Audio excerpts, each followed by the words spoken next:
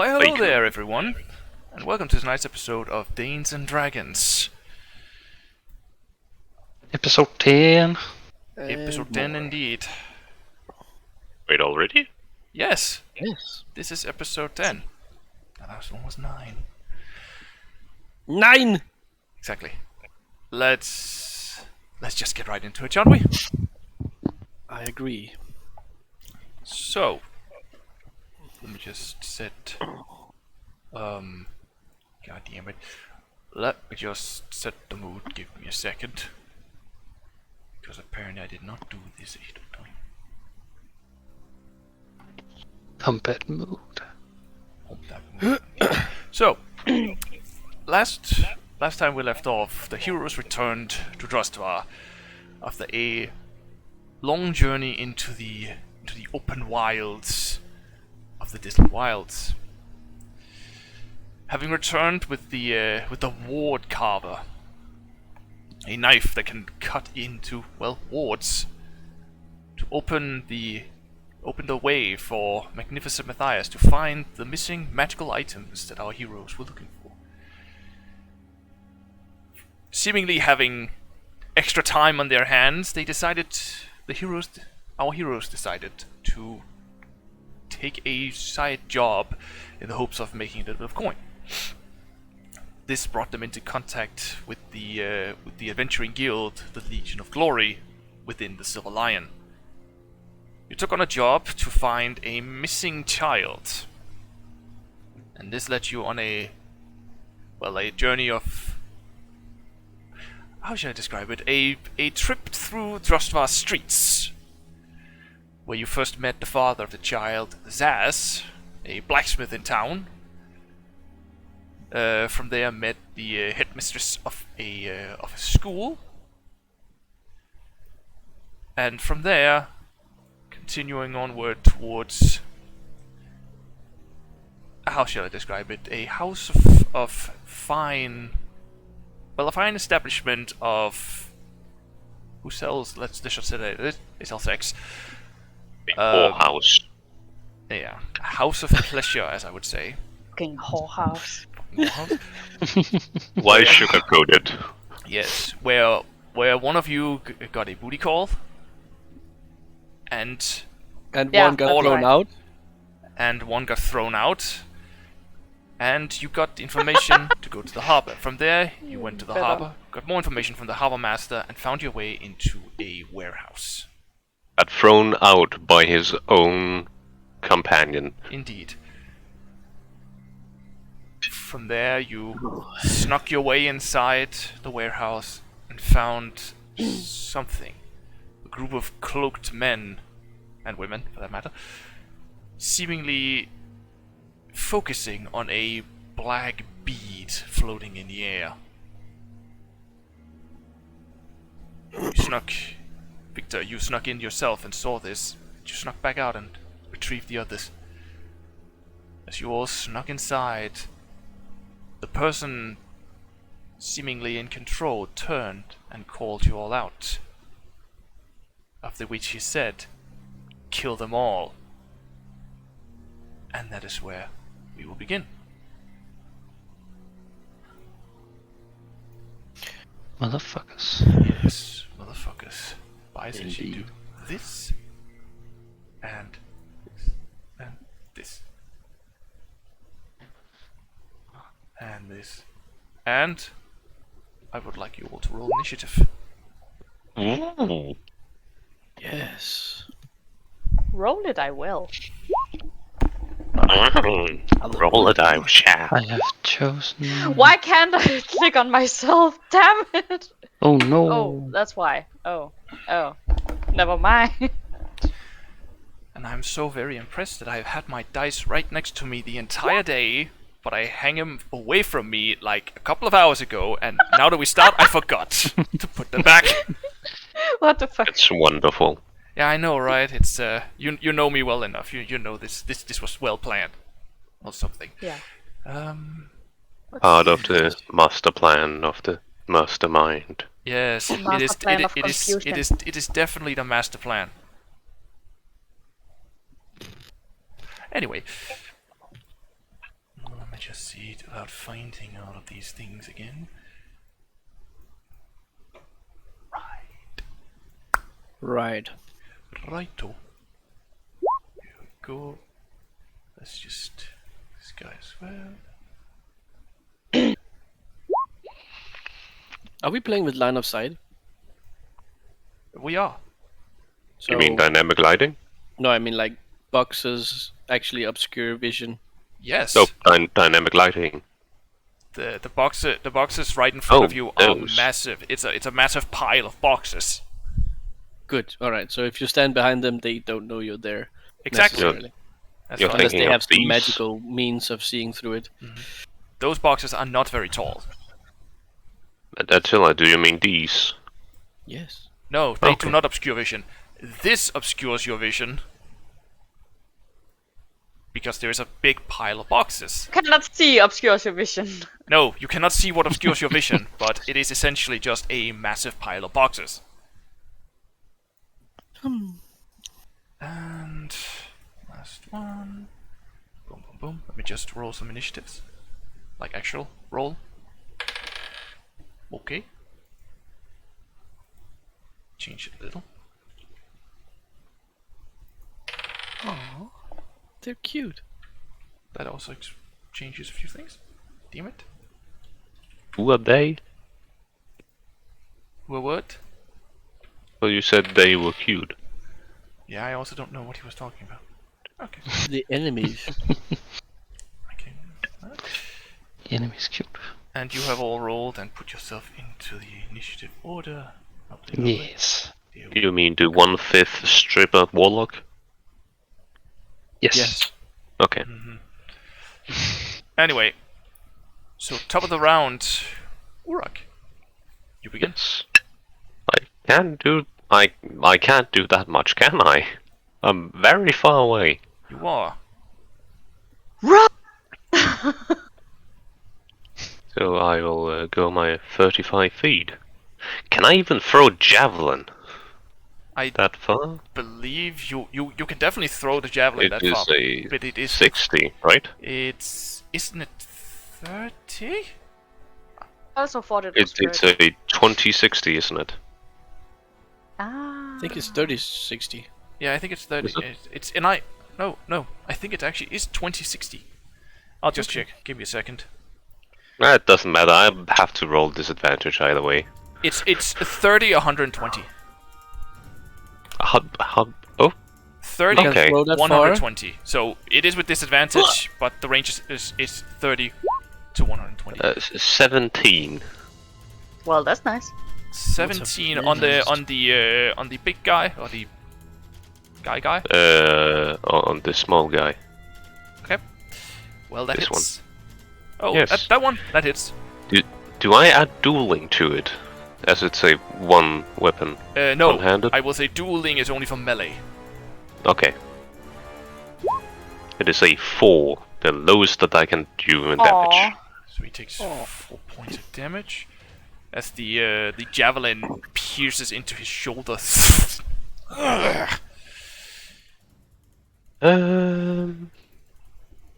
What else do we have? Well, Yeah, no, that's that. that's that. All right. Yep. Alrighty then. Then we will go on to the next person in the line. Eterèmont. Yeah. You are invisible. Yes. So, do I get any bonus on attack? Since they don't know I'm here. You don't know that yet. Oh. Okay. Who was the leader of them? It seems to be this guy. The one that flashes his belly button. Yes, the one that flashes his belly button. Indeed. Nice. And does seem to also have some kind of magical runes running out the sides of his body, by the way. Well, that's nice. Okay, I'm going to... Oh, such a small screen I have.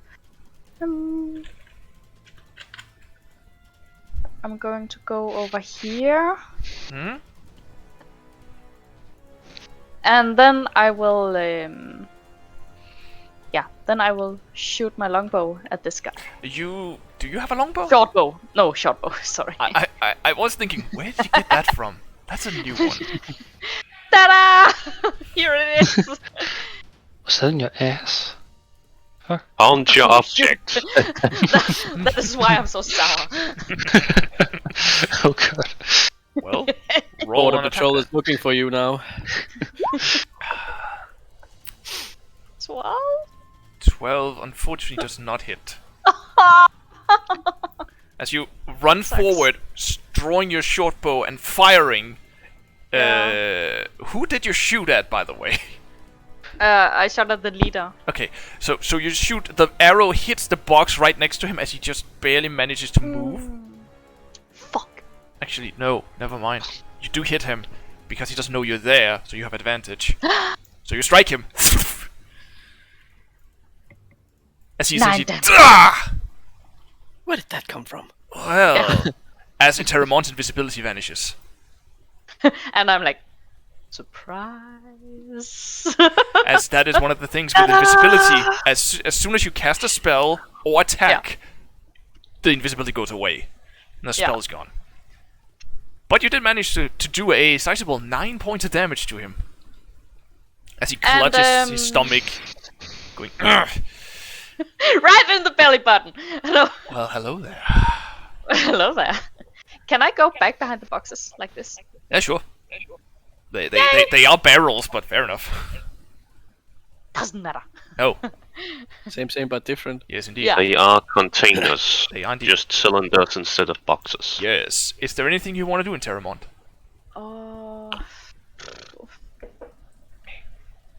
Yeah, we all know that all magic is bonus actions. So, no. There are some spells that are bonus action. Yeah, but yeah. No thanks. Very well. Epos. Yes, indeed. Finally. Okay. Just give me a sec. I walk. Can I shoot through Victor? Yeah, I can. Of course. Of course I you can. You can Yeah. cast your spells over him or do whatever you want Yeah. over him. It's fine. Okay. Sure. Then I will go for the leader too. With a fireball. Firebolt has a Firebolt. 120 feet, right? Yeah. Yep. Okay. Let me. I just need to make 100% sure. I'm pretty sure it is less than 120. No, I just read it. No, it sounds about Yeah. right. It's 100. Yeah. You can definitely try. Go What- ahead. Oh. Okay. Cool. Let me see. God damn it. Yeah, unfortunately that is a miss. Yeah. As the firebolt seems to streak towards him, but he just essentially he ducks his head a little bit and flies over his head and hits the wall. Just Well, Yeah, just my luck. that's how it is. That's how it is. It is how it is. You're rusty. is there anything Yeah. else you want to do, Epos? No. Very well. Then it is the cultist's turn. Yeah. So the three cultists will all turn towards you, Urak. And essentially, with the skull in their hands, they will push it towards you, and just make a circle behind it as a bunch of purplish Mark. energy just materializes and shoots towards you.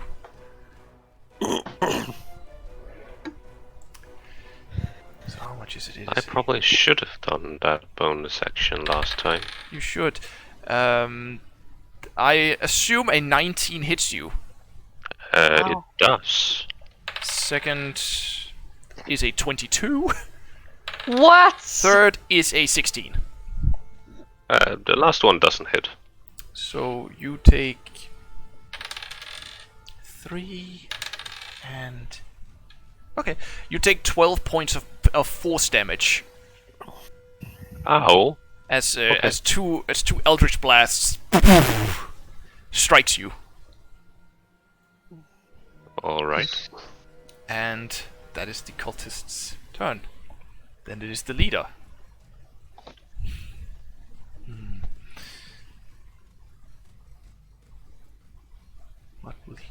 he will look towards you, Eterèmont, and be like, "Why are you hiding?" And up from his hands comes two purplish balls as he shoots them both towards you. Oh. Do I have cover? You do have. You have. Is there something called half cover? Yeah. That's half and quarter cover. 3/4, I think it is. But yeah, I will say you have half cover, as it's just a barrel. Yeah. But yeah, that increases your AC by 2, if I remember correctly. I assume that a 24 hits you, Oh, okay. even with the bonus, So much for cover! and a natural 1. So 1 hits. Yeah. The other one Where the fuck? explodes in his hands and he dies. No. Eterèmont, you take 1 point of force damage. What? That's awesome. I love the fact that It's the the one comes lackeys out. do more damage. Critical hit, huh? Like, He will then look at you, still Eterèmont, be like, "Well, that didn't go so well." As you see Oh no. him, he starts to make a. Yeah, he starts to make a sign in the air, a quick like, and is there saving throw to this one? I never remember. No, there is not. You see the shadows around you just cling to you, and you feel a little cold. Oh. go towards the light. Never go towards the light. Never. Go Oh. and what the fuck is this? So I'm fucking freezing. Well, you don't know about that. We hexed. Something happens at least, and that is his turn. Icarus, it's now your turn. Let me see. I wanted to move a bit. Let's see, because I can't see shit. Have to move one Turn more. orders in the way. Yeah, I have to. Okay, like this. Well, I will run over here, Mm-hmm. and on the way I will stab my thumb on the bolt. Can And you he zoom will- out on the Discord, on the Twitch? I can. You know, so Yeah, we that they can- can see everyone at the same time. We can see Urak and some cultists. Yeah, it's because of how it's placed. Okay, now it just. There we go. Motherfucker. Yeah, it's how it's placed at the moment. I can't do anything. Ah, crap. Alright. So I thought you have scroll bars like we do. Oh, I do. But when I scroll out, it gives me a massive white at the right side, because apparently it hates me. Yeah, it should be a little bit more easy to control that. Yeah, anyways. Yeah. Oh, there is Yeah. no way, as far as I know. Anyway, Let me see here. Here's the measuring tool. 100 I feet. see That should be every fine, right? time wants to go between the characters and what they're doing. I can't. Is the range in these 80 to 50? If I want to do that, I have to zoom very far in, apparently, because of how I've set it up. I've done it terribly. I can't. I actually can't. Oh. It's alright. We'll Yeah, I figure hope it so, because there's nothing I can do about it. out. Well, Well, we'll get close to them all soon, so, you know. Yes. This Icarus is runs just up going there. to be the fight against the cultists. The one-man Urak. Yes, the one-man Urak. and With some backup that can't be seen.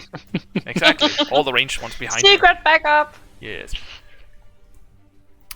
yes, It's the pulls his fist down and a volley of arrows flies. Yeah. Indeed. And magic Yes, and some panties fireball. because, you Yes, Icarus. yes, please, my turn, please. Yes. Sorry. What are you doing? Well, I'm running past the others and stabbing my thumb on a bolt, Yes. and on the way he will just whisper to himself, "It's time for a hot streak," and then I'll invoke my Rite of Flame on the crossbow, and then I'll shoot the cultist up here. Yes. Remember to take your Humocraft die damage. That's a D4. Yes, as you stab your thumb. It's 1. You Hey, take 1 point of damage. 1 Yay. thumb damage, Yes. and I'll shoot. Yes. Shoot. Let's go. 26. Well, that Nice. does hit. Roll your damage. That's 14. almost maximum damage. That's 14 points of damage. As you shoot him, as you shoot towards him, the cultist is focusing on Urak and has just released its spell. As it looks at you, the bolt goes right between the eyes as he falls backwards dead.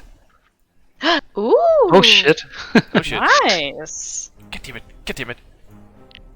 I have problems with my mouse. It sometimes apparently thinks I'm clicking double when I'm not. Oh, damn. Yes. I hate that. I thought I was done with that, but apparently not. Anyway, was that your turn, Icarus? Yes. Bonus action and action. Yes, and a little bit of movement. Oh yeah. The whole package. Yes. Very well then. Victor, it is now your turn. Can do 70 movement with a dash, right? Yes. Alright. So I will use my a bonus action with a cunning action to move, like here I think is 70. Correct me if I'm wrong. I will correct you, because I don't think that's right. Can't see you, so. Yeah, that's only 60. 60? I have then 2 more. Indeed. Oh, I can see you.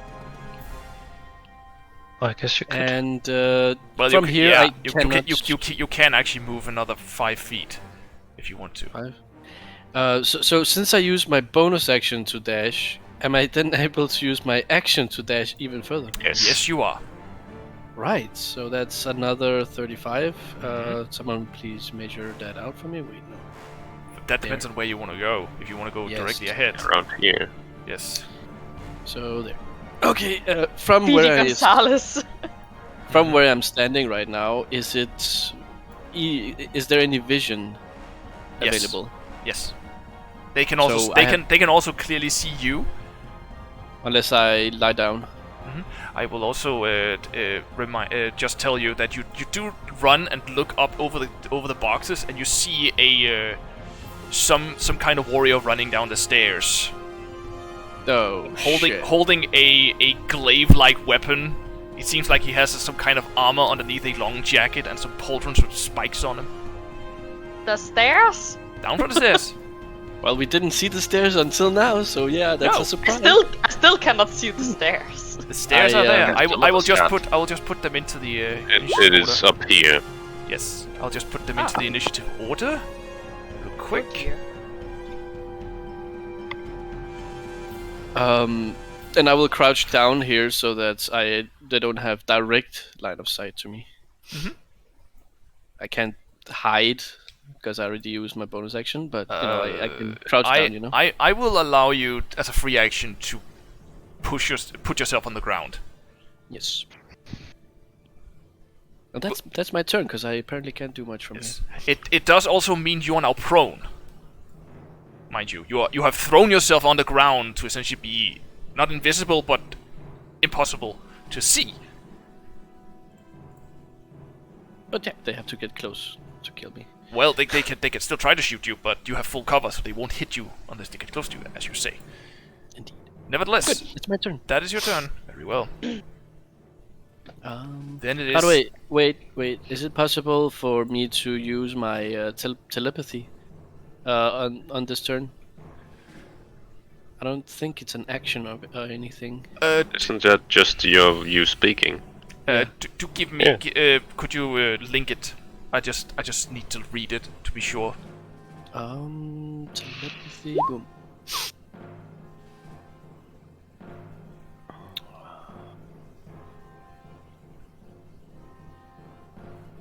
Yep, you can do it. Yep. So I will be like to Urak, dude, there's a big guy with a big fucking lance coming down the stairs. That's it. Very well. Now it is their turn. Oh wait, I can see him. Well, now I can definitely now. see him.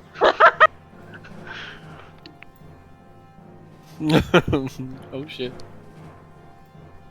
You see, you actually also see the door up here getting opened. Is there a door? There's a door.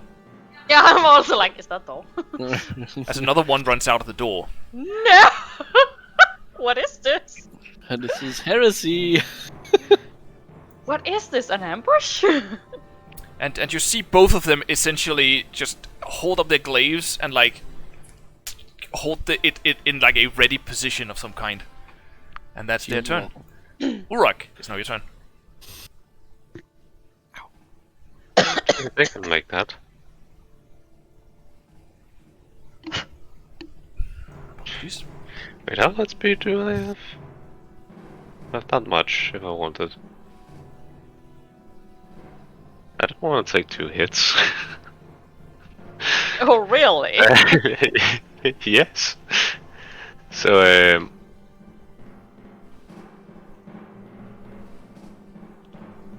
yeah, Shield of Faith? Fair enough. You are now concentrating on Shield of Faith.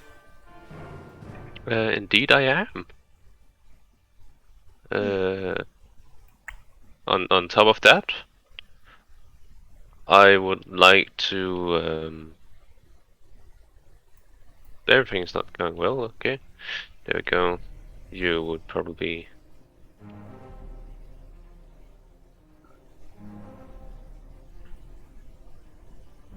I'm going to jump over the crates. Mm-hmm. To here.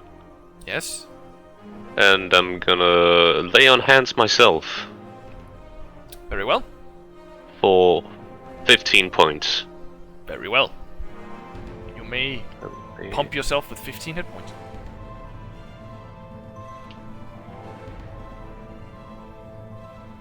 There we go. And that shall be my turn. Well. Eterèmont, it is now your turn. Yes. Oh, wait. Could I have done that? Done what? Nothing, it's too late, I guess. Just something that would probably have been much better. I will go here. Mm-hmm. Yeah, because that should be within range. Yes. I'm going to use heat metal on this guy's armor. Alright. Oh. Could you... Because I suppose he cannot undress in the middle of everything. Well, to be honest, it's definitely going to take him a while. Could you do me a favor and just link it? I just need to be sure I understand heat metal exactly. Drop it like it's hot. Drop it like it's hot. Yeah, a metal object. Yeah, such as a metal armor or a suit of heavy or medium metal armor. It is heavy armor. It glows red hot. Physical contact. He's definitely physical contact with his own armor. 2d8 damage. Yes, and he must remove it. Or he must make a Constitution saving throw or drop the object. He can't drop an armor he is on. If it doesn't drop, it has disadvantage on attack rolls, ability check. Okay, fair enough. His armor's burning him. Yes. Roll damage. There's no saving throw for it after all, and he can't do anything. Oh yes, there is a spell save. Yeah, that is if he needs to make a Constitution saving throw or drop it. But he can't drop his armor. Yeah. Okay. Yeah, so he can't really drop it per se. So I'm just gonna do this, and I'm gonna do this to you because you are now concentrating on the heat metal. Yes. Aww. So he takes 4 damage. Yeah, so not much, but yeah. No. But he is it count? Yeah, he essentially still standing with his glaive ready goes.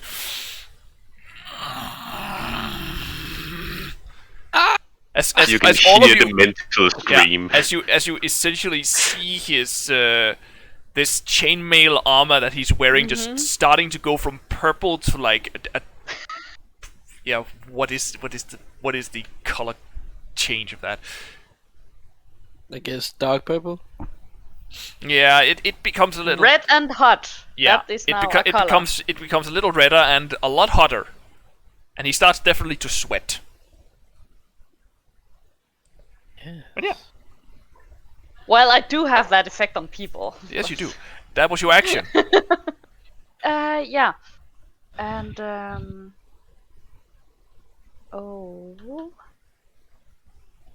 bonus action is not yet. No.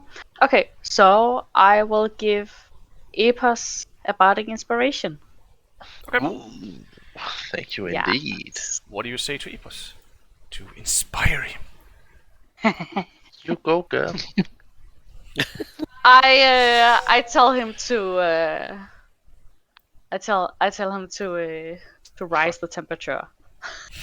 We need more fire. Then fire. The great one you could have played there was we didn't start the fire. We're standing in a wooden warehouse, guys. Doesn't matter. Shush. It can be rebuilt, I think. Maybe. Maybe the guards of the town will start running here. So, is that your turn, Eterèmont? Yeah. I just need to say to Epos that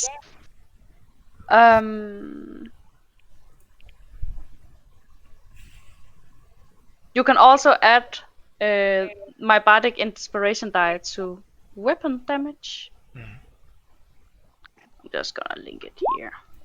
Yeah, the There we combat go. inspiration. You can roll Yeah. the die and add the number to a weapon damage roll. So it's not spells. No, it's only weapon damage. Oh, it's weapons. But you can also roll Oh, it to or your own AC. Yeah. Wait, AC? Yes. Yes. AC? Yeah. Yes. Wait, why is nobody playing Valabard except her? That's why, apparently. All of us. Well, you could be one big bar trope if you wanted to. That'd be fun. That's 1d6 Okay, so, to all the way up to I get 1d8 attacked, armor I class. can roll. Okay. Okay. Nice. Yes, indeed. So that is your turn, Eterèmont, or do you want to move? Well, maybe I'm just hiding back here. Very well. I'm not a coward. I'm just, yeah. Yeah, you're not a I'm coward. taking good care of myself. Exactly, you're not a coward. You're just strategic. Yeah. Anyway, Epos, it is now your turn. Yes. Okay. She told me to turn up the heat, so so that's what I'm gonna do. Or I'm gonna try to, I guess. So Getting hot in here. Chaos Bolt. Oh wait, you can't! So I would like to use Chaos Bolt on that guy, Very well. just because. Make an So- attack roll with your Chaos Bolt. Please, Let's see. please. Oh. But That- do I still have Bardic Inspiration? You do. Oh. You still have the Bardic Inspiration. You could use I it would if you like want to. Yeah. What die is it? 6. Yeah, it's a D6, isn't A it? 6. Okay. Doesn't it change rather early, actually? It does. It's level 3. So 19. 19 does hit. What type of damage does he take? Fire. It's a 2 and a 5. But- With Chaos Bolt, it's not you that decides. It actually No, has it's not. has a damage. Yeah. And you can see it in the description. It says one of the die you roll is. Okay, so I don't remember which one it is though. so the yeah, okay. I just rolled a d8. Quick. Number 4. So force damage. So essentially, you. Yeah, but I think you're forgetting something. I'm not forgetting anything. Your spell still I goes am off. a. Your spell still Really? goes off, but yes, I want you to roll a What? d20 because of a wild search. Oh, this is gonna be great. You're fine. You managed to control the energies as the Chaos Bolt, and this ball of fire, electricity, ice, acidic forced energy that just whirls around on itself, shot forward.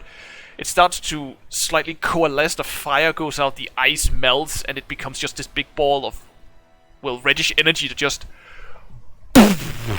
into the chest of the warrior on the other side. He takes 11 points of force damage as he is pushed, seemingly hurt. Seeming. Who did Yeah. you cast it at? He Other one. he cast that one in the middle, and he does, as soon as it hits his chest, he essentially just spits out blood, just.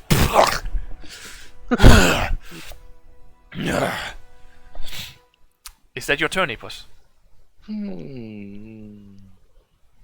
Yeah. Bonfire? Yes. Now I'm done. Very well. Then it is the cultist's turn. Let's just see for a second.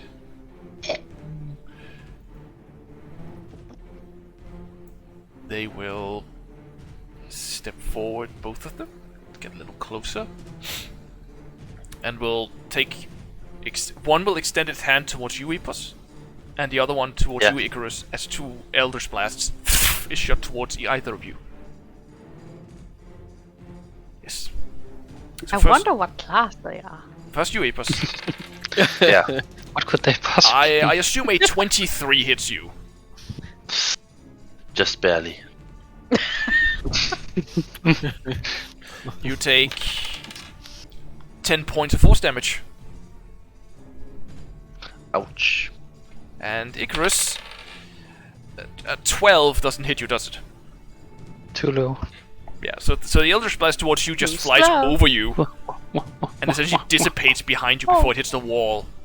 You, Epos, is hit square in the chest. Just Yeah. Oh. That hurt. Oh, it's been a while since I felt this delicious pain. And that was the cultist's turn. Now it is the leader. He essentially just extends a hand towards you.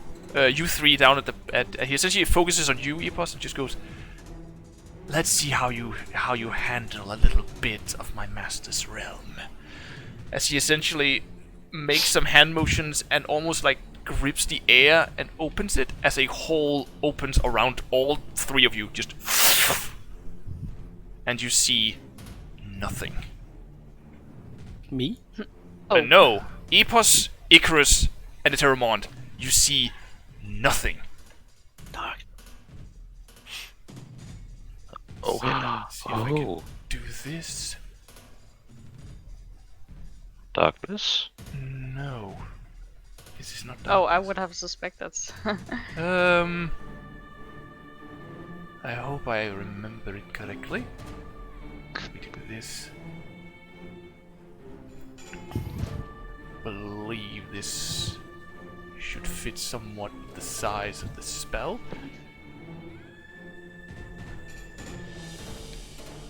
Just give me a second. I think it's 20 feet radius.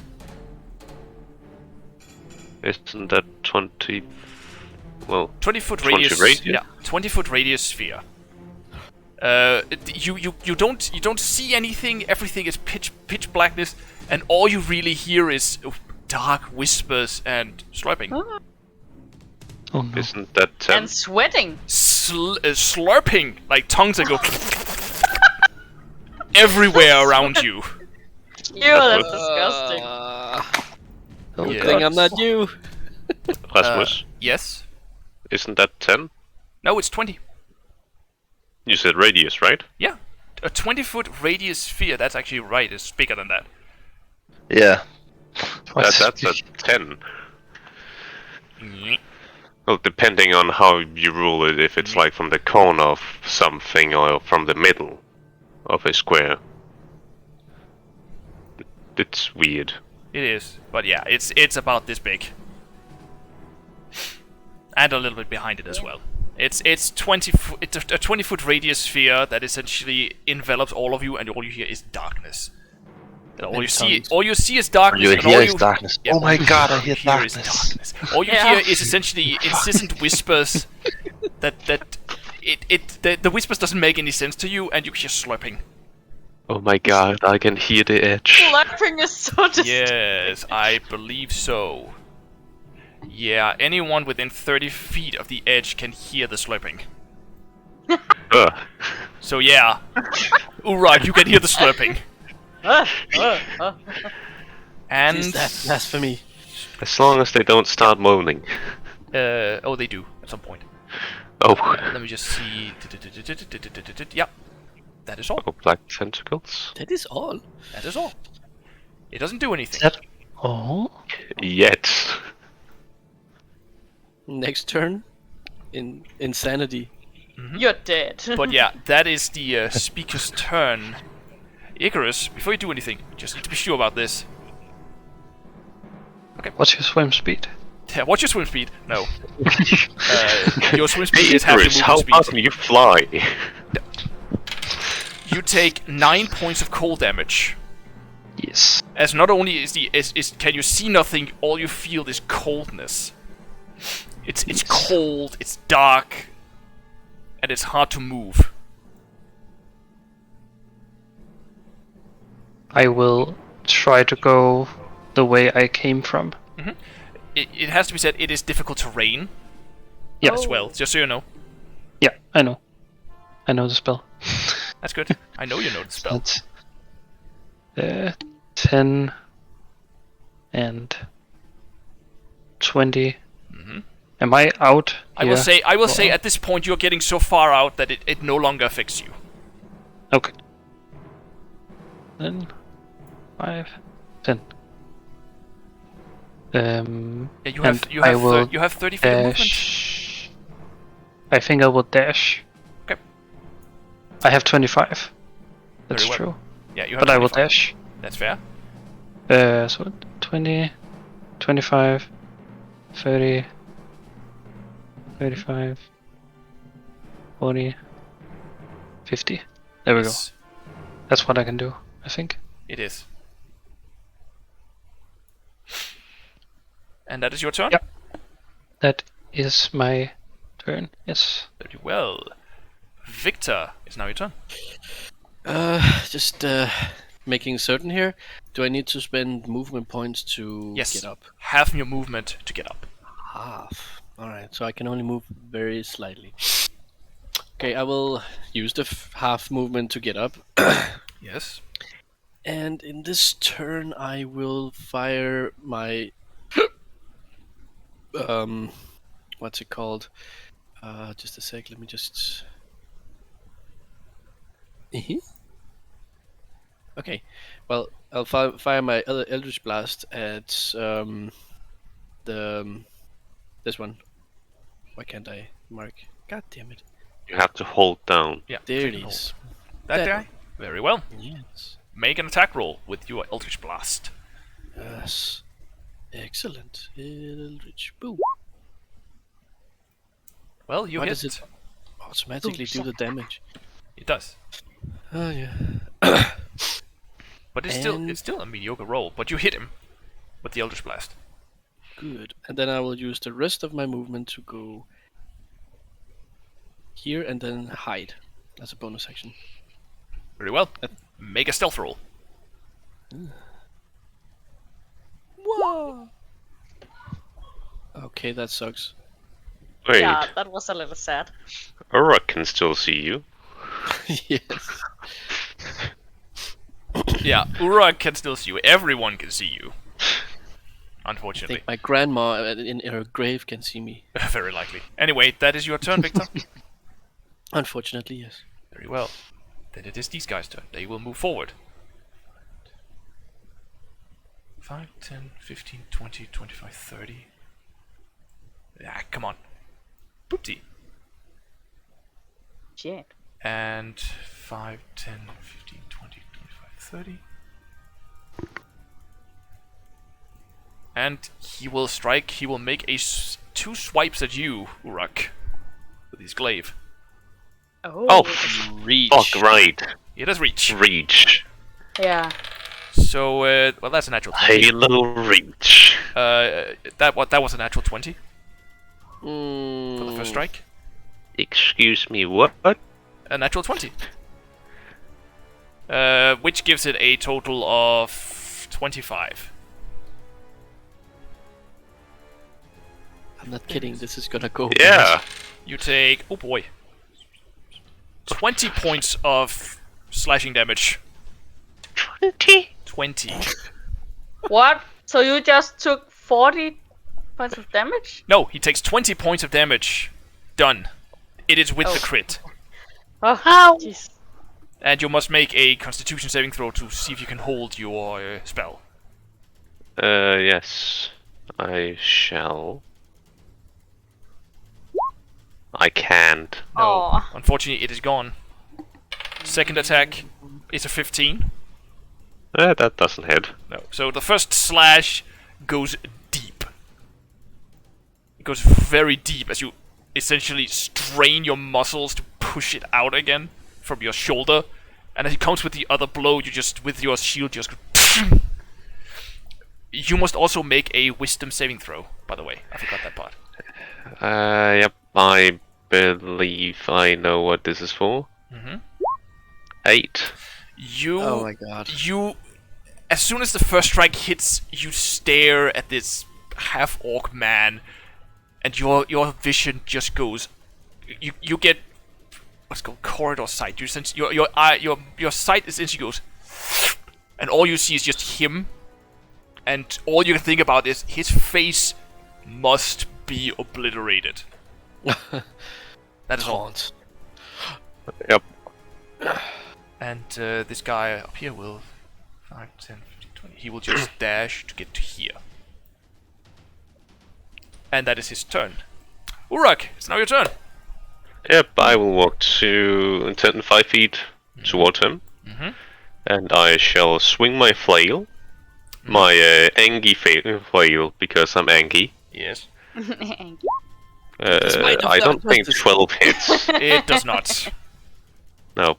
As you swing your Angie flail, he essentially with his shoulder pad just moves it towards you. So you hit the shoulder pad just going as he essentially stares you down, the weapon in his hand.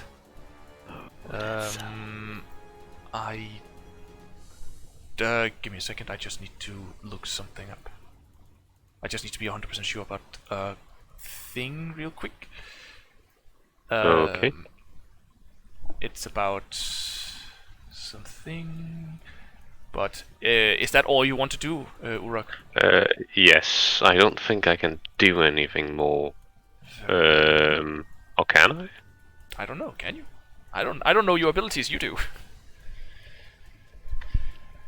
I guess I could.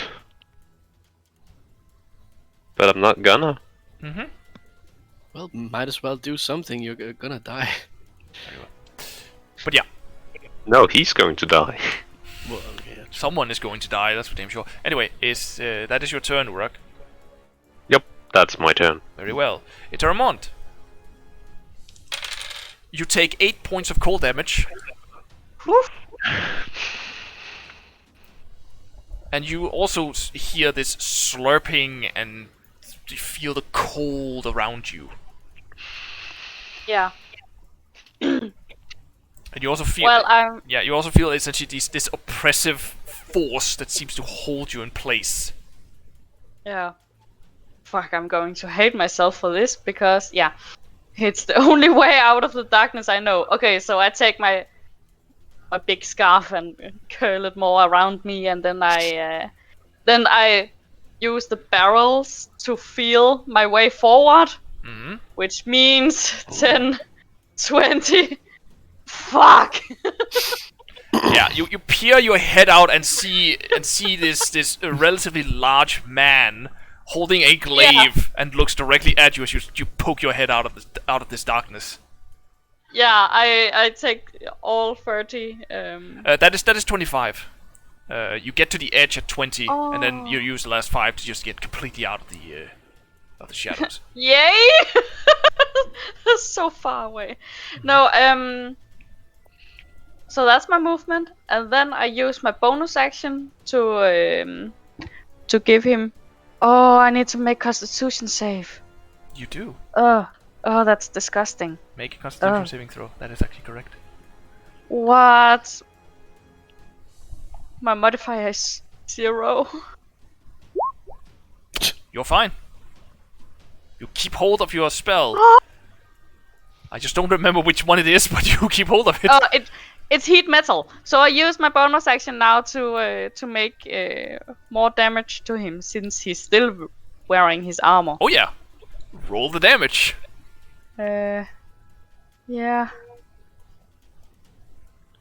Oh, Oh, it's still 2d8 damage. Nice. Oh yeah, it's just the same damage. It just continues. Oh. Oh yeah. max damage. As you get behind him and you start focusing on this spell, you're pretty sure you smell cooking flesh. Okay, and then I seize the moment and I take out my dagger and just stab him with it. And that's an action. It is an action. You know what? Fuck it. Yeah. You do that. Make an attack roll with your dagger. Dagger. 17. Okay. So you get out, and you just go. I'm coming for you, bitch. Right in the back of his neck, as you essentially stab him from behind. Dagger going through his neck as you slip it out. He just drops his glaive, going as he falls over dead. Nice. Nice. I will tell you that was 20 points of damage in one round. Very good for another rogue. What rogue? This is a bard. Yeah, I'm just a bard. That's what I said. For another rogue. 8 damage on the dagger. Holy shit. Yes, max damage. Yeah, I A was 4, lucky with that yeah, one. exactly. A 4 on the damage die and a +4 because of dexterity. Very well then. Is that your turn, Eterèmont? I'm just going to make this one at the leader. I don't see you at the moment. I just. Oh, need to okay, use- sorry. Do it again. You know, like the fingers to my eye and just. Yeah, okay. Like, coming for you, bitch. Yeah. And that's my turn. Very well. Epos. Yes. Yep. Hmm. You take Can 7 I- points. You take 7 points of cold damage at the beginning of your turn. Awesome. I'm fine. I hope so. I'm fine. Okay. Since I looked forward when the spell came, can I just like run directly in a straight line to come out? You can Oh. definitely do that. It is difficult terrain, so Yeah. you do have to dash to get out of this weird slurping shadows. Okay. Then I'll do that then. Very well. So here and then That is Stop, yeah, because- that is 35 feet. yeah. Because if I stand here, I'm still in it. Hmm. No, wait a second. 30. That's 40 to that. Yeah, Wait, sorry, step, it's yes. it's 40 to get out behind Eterèmont. Well, Okay. 45? Yeah. That's it. 10, 20. 10, 20, 30, 40, and then you're out. Yeah, 45. Yeah. So you run out of the slurpy. Yeah, you run out of the slurpy zone. Yeah. And that's your turn. Yes. All right. Now it is the cultist's turn. Let's just move the, slurping sound. Ah! Yes. And by the way, you can still hear the slurping, both of you. Oh yeah, that's You can still hear It's the. fine. I'm used to it. disgusting. Yeah, you can still hear the. Exactly. The one of these cultists will essentially turn towards you, Victor, as you are visible, and you, like Eterèmont, feels shadows just cling to you, and you feel colder.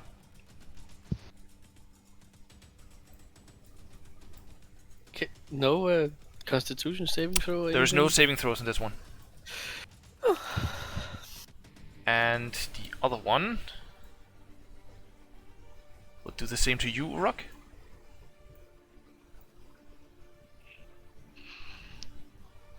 Yeah. There we go. You also have this. And a Eldritch Blast towards you, Victor. And one towards you, Urak. So first you, Victor.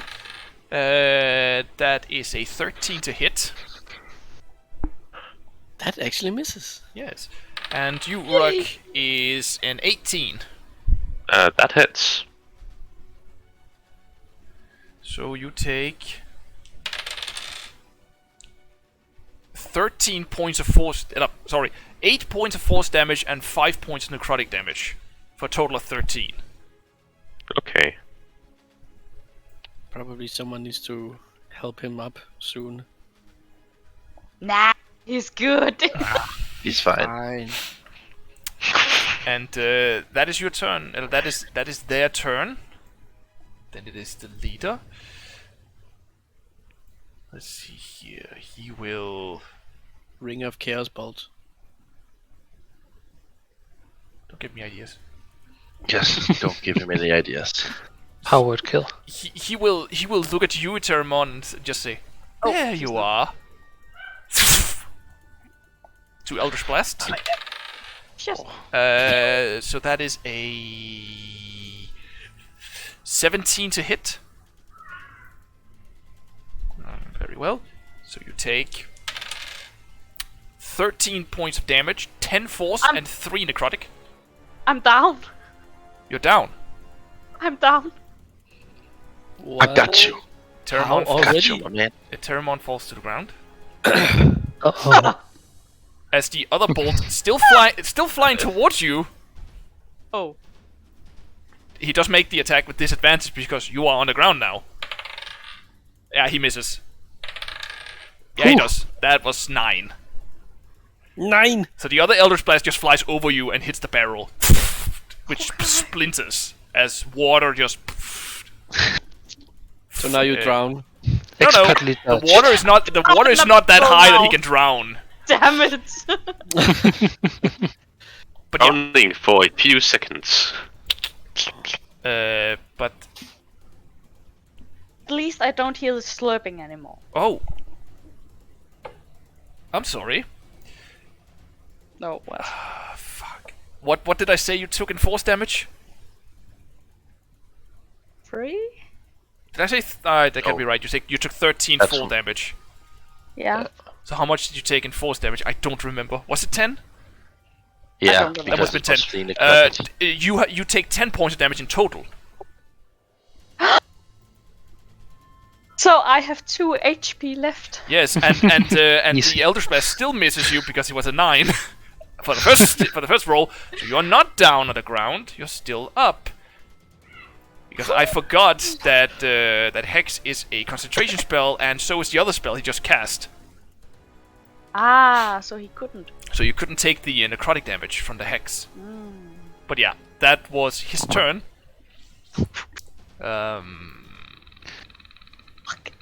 Yeah, that was his turn.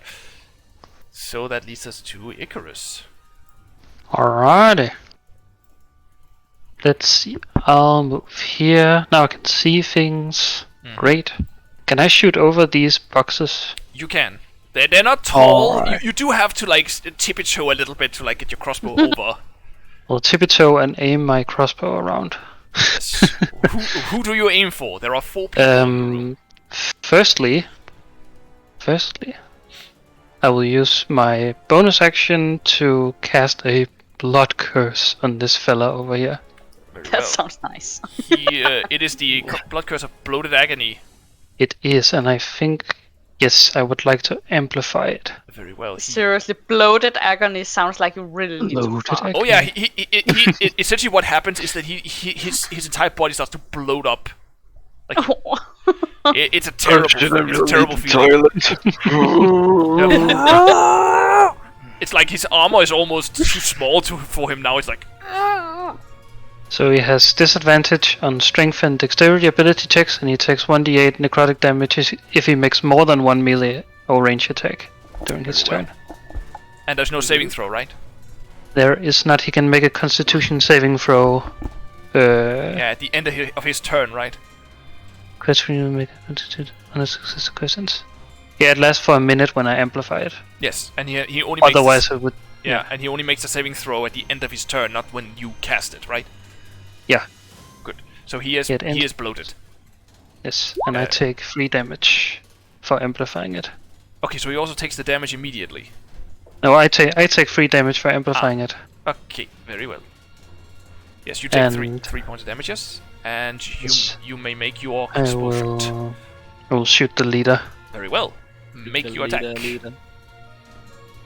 Shooting the leader. Well, that hits. 27. Roll damage. 11 He points takes of damage. 11 damage. And he must make a Constitution saving throw as he's still holding up his spell. He succeeds. God damn it. The Stop the spell- slurping! Yeah, the slurping still continues. You can still hear it just over the boxes going. Why didn't I die? Stop the slurping, 2022. No, the slurping will continue.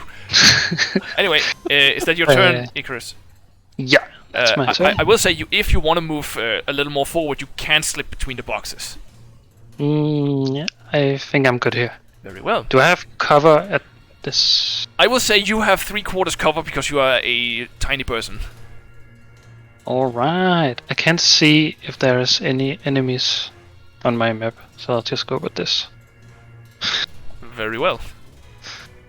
And that is your turn, I suppose. Yep.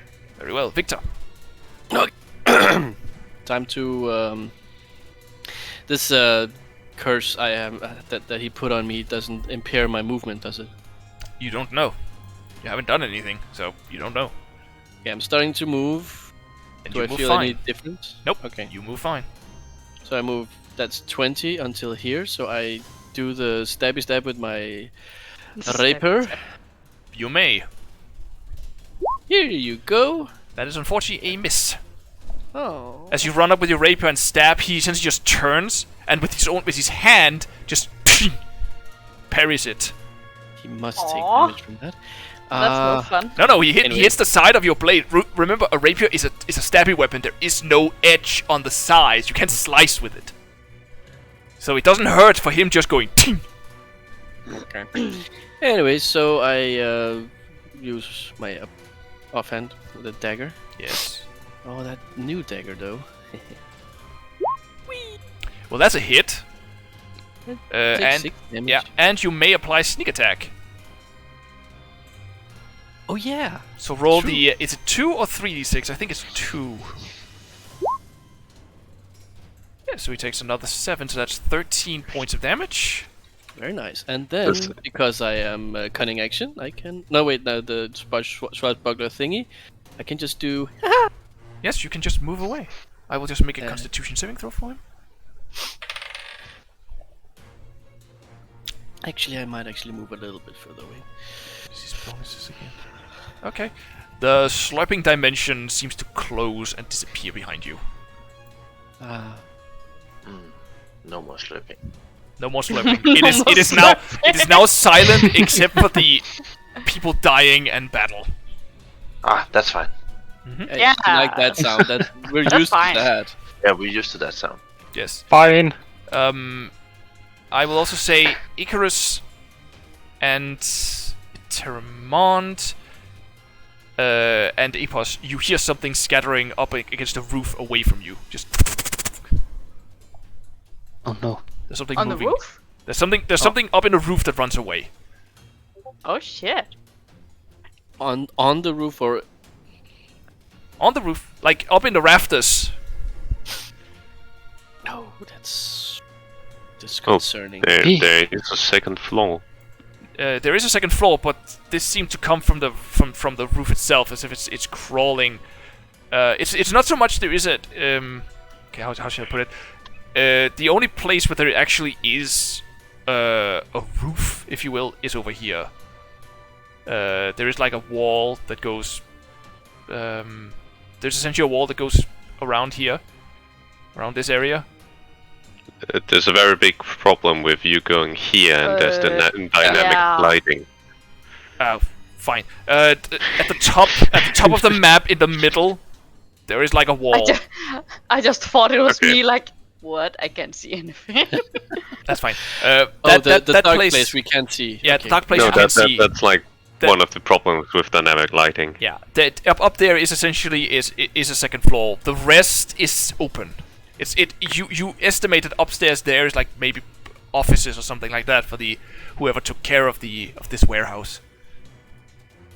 But underneath there's something else. Right. But yeah. Underneath, you mean like where we are now? Yeah, on the floor that you are at now, there's a room behind that wall. Behind the barrels. Yeah, behind the barrels. There's a room on the other side of that. Yeah, there was a door that he came out of, that guy. Yes. One of them came running out from that very room. I don't remember which one of them, it also doesn't matter. But yeah, but above that are rafters that holds the roof up. It's up around that area you heard something. Apologies. Something scattering away. Something that was crawling in the rafters. Yeah. That just ran. Alright. Victor, that was your turn, yes? Yes. Very well. Then this guy will make 2 attacks against you, Urak. Yep. First attack is a 15. Nope. Second attack Nope. is a 10. Nope. And he takes damage. For doing the second attack. Yeah. Doing the second attack, indeed. So please, Andreas, roll a d8 for me. Me? Yes, he made both of his attacks. So he takes damage from the bloated agony. Yes. Here you go. It's a 3.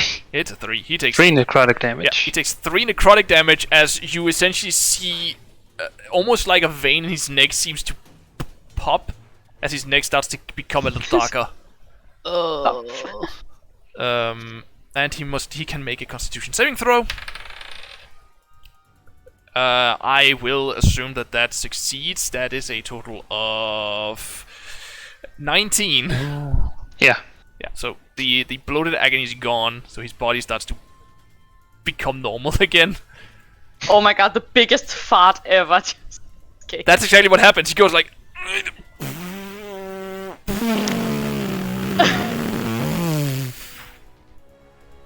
Rips his ass for 3 necrotic damage. Yes.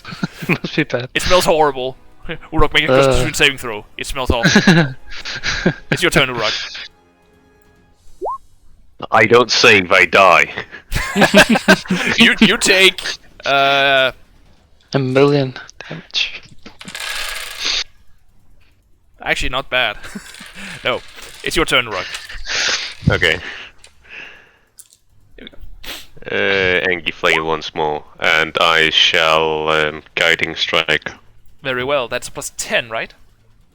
Yep, and I will do it with First Smite. Roll damage. That is a definitive hit. So you had only focus on smashing in his face, and smashing in his face you do. You smash his face so hard in that his head is gone. Nice! It has very likely been pressed so hard that it ended in his stomach. Just.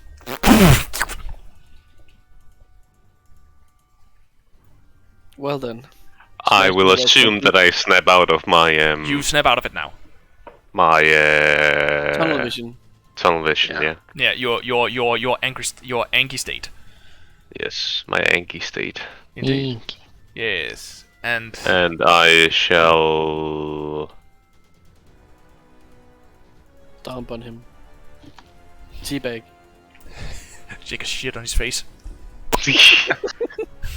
That counts as prone. Do a Fortnite dance. You gotta concentrate on that, damn it. No, that's not prone. Prone is when you sit down or lie down. He's just squatting. I shall run over here and slide down so that I am prone. Very well. You throw yourself on Behind the the ground. boxes. So you are prone. Yep. I'll just give you this so I remember it. And that's your turn. You're going to add something to the flail, right? What? No? No. Give me something. No. Oh, yeah. There we go. You don't get No? anything. Okay. Oh, the prone condition. Okay. Yeah, I gave you the prone condition because you said you push yourself onto the ground. Getting down. Okay. And everyone was like, "Oh shit, earthquake!" No. That is your turn. Urak. Eterèmont. Yes. Oh yeah, what spell slot will I use? Okay, I use a second level spell slot to heal myself with Healing Word. Mm-hmm. So that is You 2d4. give me a second before you do anything. Just need to reach of something. Oh, Yeah, it's yeah. fine. Go ahead. yeah. Roll the 2d4 plus your charisma modifier. Yes. I got it right here. Wow. Yeah, so you heal Such 7. extra health. Yeah, but you heal 7. Yeah.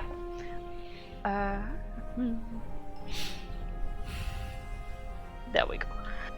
And then I'm going to shoot my short bow at the leader because I said I would be coming for him and I wouldn't want to let him down. So You will keep your promises. yes, I am nice like that, you know. Yes, I know. Shoot. Yes. Yes, here. And I Oh. shoot. And you hit, and he takes 8 And damage. I very much shoot. So you hit him essentially in the shoulder, going.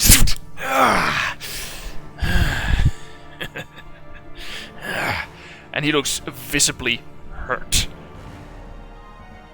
Excellent. Excellent. Okay, let's see. Urak, how hurt are you? Urak! Rather hurt. Okay, I give you a bardic inspiration. Isn't that a bonus action? Yes.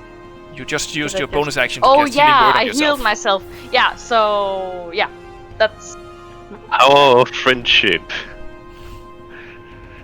Yes, the power of friendship only works in anime, not here.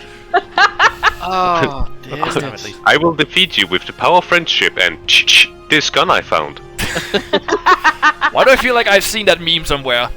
yeah. Because you have. Very likely. Anyway, It's a green Power Ranger with a Glock. okay, that's fair. I get that. So that's your turn, Eterèmont? yes. Very well. Epos, it is now your turn. Yes. My racial trait, I can use healing hands. Is that a bonus action or an action? Does it say anything? No, it doesn't. Then it is neither. Then it is just So something I you can can do. Okay, then I just do it. I use healing hands on myself.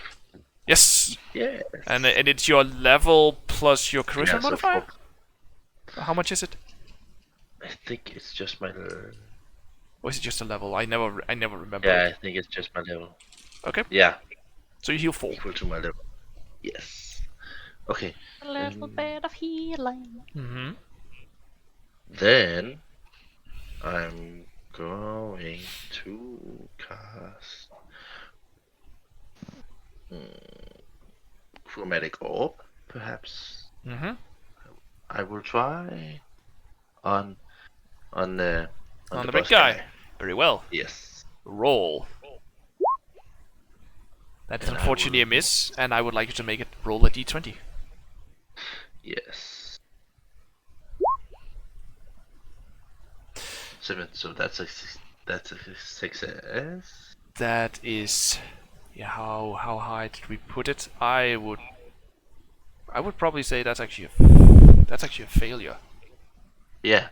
The other one was a failure too. but I Yeah, didn't the other say one was anything. actually a failure. I did it opposite. Anyway, Yes, you so did. that's a failure. So some shit happens. So please Please. do me a favor. Fireball. Roll. Yes. I will. D100. Yeah, roll a d100. I will use the old one because I don't remember the other one. Do this. Please be good. Please be good. Please be good. What did you roll? An 80. Oh. Yeah. Okay. Ah, fuck. I forgot I got lucky. So Yes, I you could do. have- That's something you need to remember. But anyway, you cast your spells, and as the spell flies out, butterflies and flower petals just goes in front of you. Actually, all around you, hitting you, Eterèmont, of butterflies, illusory butterflies and flower petals that goes around. Off my face! Yeah, around about 10 feet around around Epos is just butterflies and flower petals just going. Yes, I meant to do that. Yeah. But yeah, that is your turn, Epos. Yes. Very well. That's it. Then it is the cultists. Ah, fuck. Excellent. Yes. The cultists will. They will. One will turn to you, Eterèmont, No thanks. and the other one will turn to you, Victor. So first against you, Eterèmont. That is a 17 to hit. Yeah, 17. You take. No. The fuck is my die? There. No. Oh, you take 9 points of force damage. Oh, That's exactly enough. What a god! Oh god. Fuck. So you take 9 points of damage, Oh no. and that is Oh. that is exactly enough to knock you out, I assume. Yeah. So No. Eterèmont falls to the ground. Yes. And Victor, I assume 21 hits you. Unfortunately. Very well. And you take. Wrong one. The fuck is it? There. And. There. 4 points of damage, 1 force, God. and 4 necrotic. Everyone, please come with your heels, because my finger is slightly scratched. Oh my god. Oh And no. that is that is. Did you say 4 I in said total? I said 4 in total damage, 1 Okay, force and 3 necrotic. Oh my god. Oh, yeah, there have been asked for a pee break. Yes. There have? Yes. Yes. This Ah. will take a while more. No, it will not. Trust me. We are almost done. It's fine. Alright. 2 more turns and everyone's done. We'll see. Now it is the We can do it. cultist. It is the cultist's turn. He will step 5, 10, 15, 20. He will step out here. That's right. And he will look at you, Epos, and his head will cock a little bit. What cock? Cock, like in. I know. I know. Use the side, can you? And just goes, interesting. Fuck off. He will shoot 2 Eldritch Blasts at you. Yes. So that's a natural 1. And that is an 17 to hit. 18 to hit. Ouch. Yeah. So you take 6 points of force damage. I'm fine. I'm fine. And Pain is just an illusion. he will. No, I can't do that. He can't do that. He can't do that. Well, that is his turn then. Icarus. Yes. I would like to shoot the leader guy. Alright, Shoot the leader. make an attack roll. Shooting the leader. Nope. Why am I in spells? I don't have any spells. No. Unfortunately, that is a miss. As your You're too crossbow short, bolt, man. yeah, your crossbow bolt hits the barrels. Just That's all I can do. Must be yay high to shoot over the barrels. Victor, it's now your turn. Right. So, judging from what I can see from here, which one of the two smaller cultists seem most hurt? Well, one of them seems to be unhurt, and that's the one at the top. Okay, he's unhurt. He's unhurt. I will run. Or just, use my regular movement. Sorry, I'm gonna have to be specific here. Well, you run And no matter on- what. The other is just dashing, running hard. Okay, cool. So I go here, and from here I throw the dagger. No, not the shiny one, the other one, the regular type of dagger, Mm-hmm. at the one that is most hurt. Okay. Which is the bottom one, I guess. Very well. That's a regular dagger attack, right? It is. Well, it does hit, and you do 8 points of damage. Holy shit. As you Is run there up. sneak attack on that? No, there's not. You're not hidden. You do not have advantage, and you're not within 5 feet of him. That's true. Yeah, it's only in melee. Or somebody else is within 5 Or feet of someone him, else that is your within 5 ally. feet of him. Yes. Okay. And then I use some more movement to go here and stab the guy. Oh, he died. Nice. Yeah. And then- You throw your dagger. It hits the back of his head. Just go. And then I use the rapier at him with great force. Wait. Can I do that with my offhand? You can attack with your rapier with your offhand, but it's without your dexterity. I will allow you to essentially take your weapons, just going. So I threw with my offhand and now I do the stab No, with the. you no? threw with your main hand as you attacked with that one first, because if you didn't do that, then he actually only took 5 points of damage. And that would have not have been enough. Never mind. I'll just stab without the +3. A rapier is not a light weapon, is it? It's light, Nope. but it's not finesse. No, it is finesse. It is. I think it's It the other is way finesse, around. It is it's finesse, not but light. not light. as Rapier. I Yeah, know. it is not light. So if you do that, it will be an attack with disadvantage. Okay, I will then use the shiny dagger instead. Okay. I will allow you to do that. Do that. Very nice. So you stab, you hit, and do 3 points of damage. Plus sneak attack. Plus sneak attack, yeah. Plus sneak attack. So another Thank you. 10. Very Let me- important. Yes. So you run up and stab him. You stab him right around the just under his rib cage behind. Just. And as you hit, you hear him go. But you do see him still moving, as he's trying to move his skull a little bit. Or you actually see him try to move the dagger he has in his main hand. It seems to be spinning it. Oh. He's still alive, but he is Yes. coughing up blood. I will use the remainder of my movement to step one step back.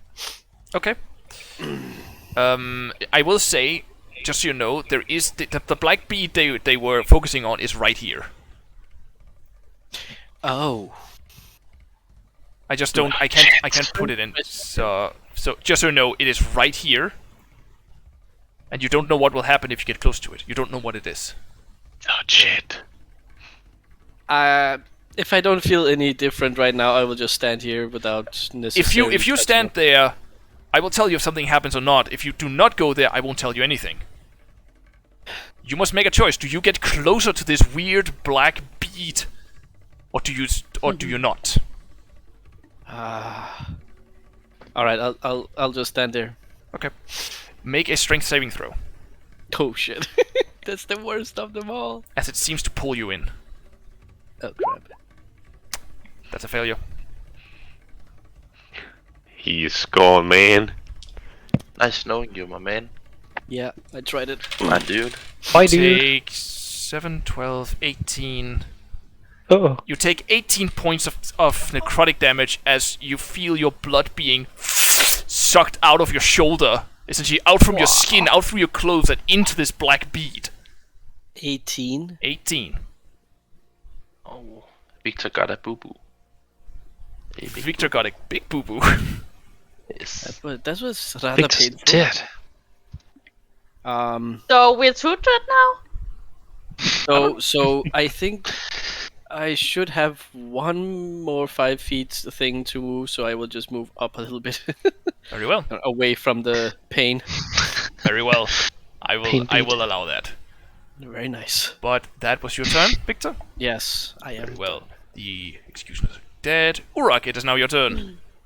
I stand up. Yes, you stand up and see stuff has moved. Yes, I shall jump over the crate. That's like, Make an athletics check as you jump over the It's gonna box. get great. That is fair. 10. It's fine. Nice. The DC was 10. So you essentially jump over it and get to the other side, and you start running forward. Yes, I will make a little ballerina twirl and Angie flail. And Angie Flail connects. Nice. Yes. Oof. 7 points of smacketh. bludgeoning. So he takes 7 points of damage. You smacketh him in the side of the head. And he just raises his head again, cracking his neck, visibly bleeding from every opening in his face. He is very, very hurt, but still alive. And that's your turn, Urak. I want to... Is that that's an action? Oh. Yeah, it's an action to attack. No, I was looking at command. Of course. Okay, But that's your turn? yeah, that's that.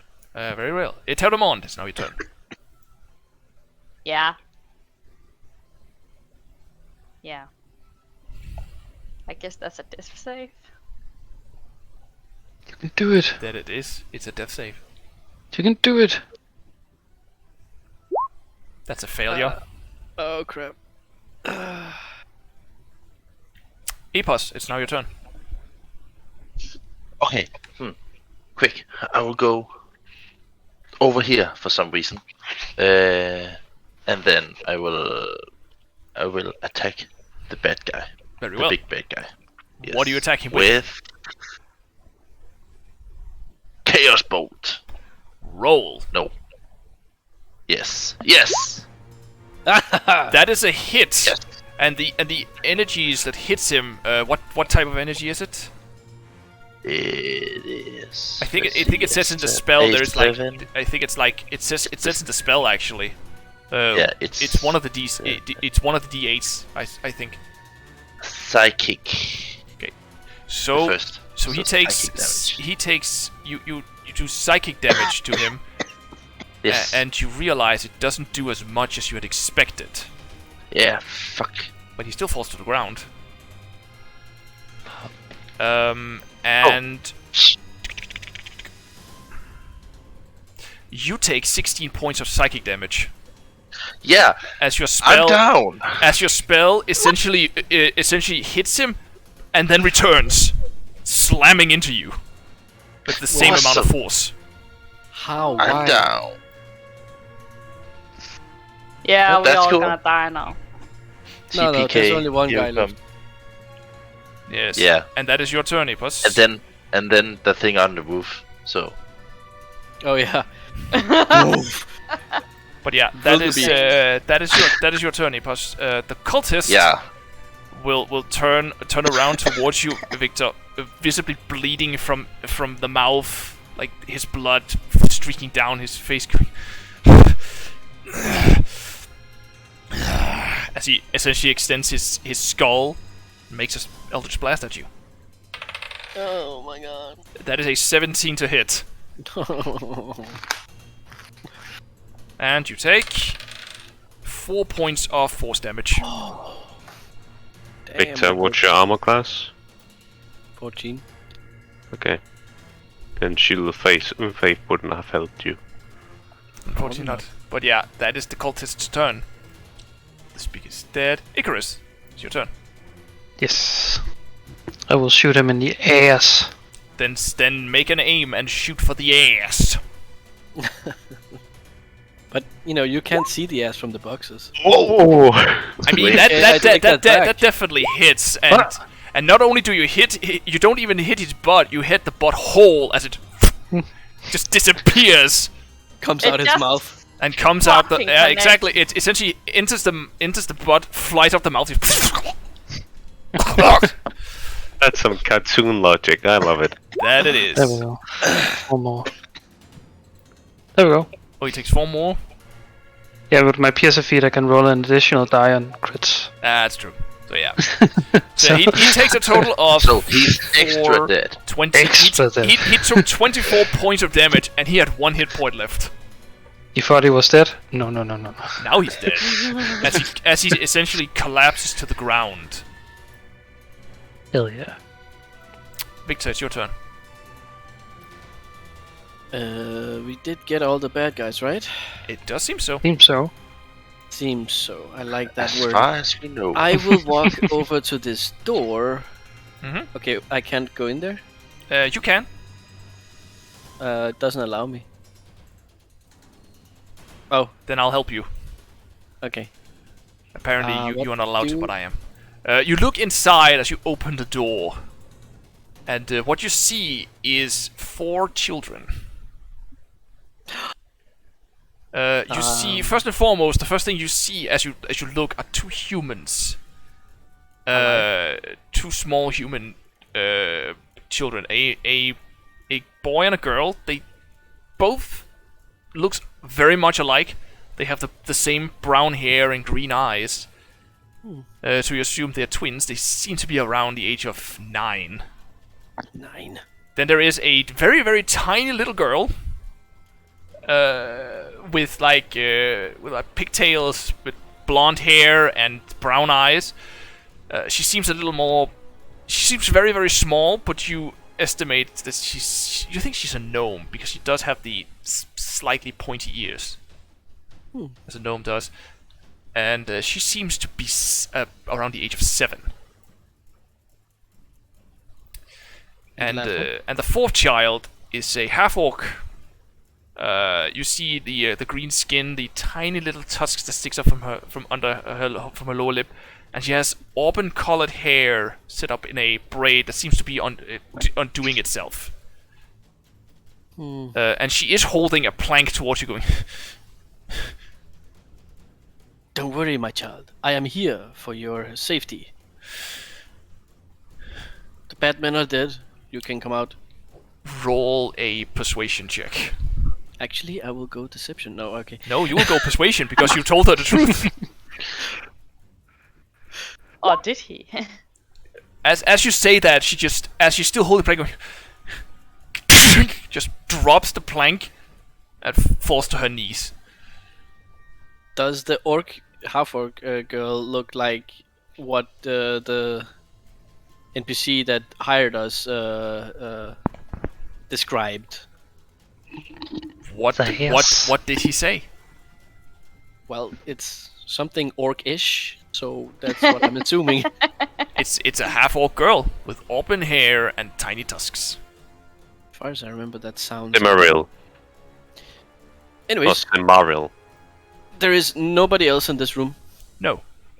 And Okay, that, then. And that is all you get to do this turn. You open the door and you started talking to her. All right, cool. Yes. Urak, it is your turn. Yeah, we're still somebody dying out here. Yeah, I know. We are dying silently, so It's okay. Very silently. Hush. Well, I can only get to Oh, one. dying. I can only get to one of you. So I will walk over and stabilize him. How do you stabilize him? I step on his wound. No. Okay. Stop moving. I'm trying to help you! He has stopped moving. I shall rip off my hoodie no, my hood, and is he pierced? Oh, what did he go down to? He went down to psychic damage, so you essentially see him bleeding out of his ears, out of his nose, and out of his mouth. So just punch him. Yeah, so blood essentially seems to pour That from will no help. wounds at all.